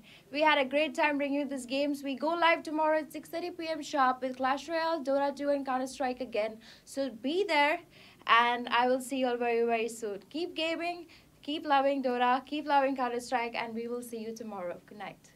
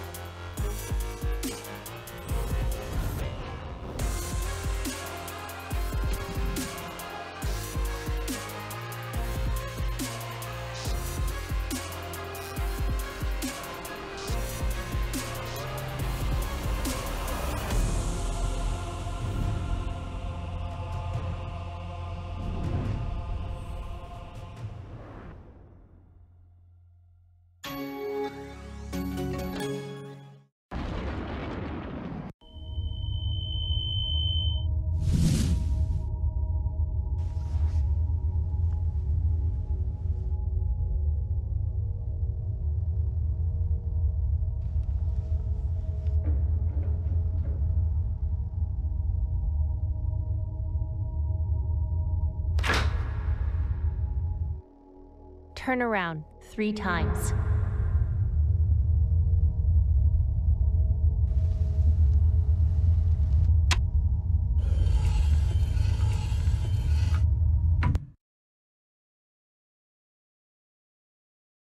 Start shooting.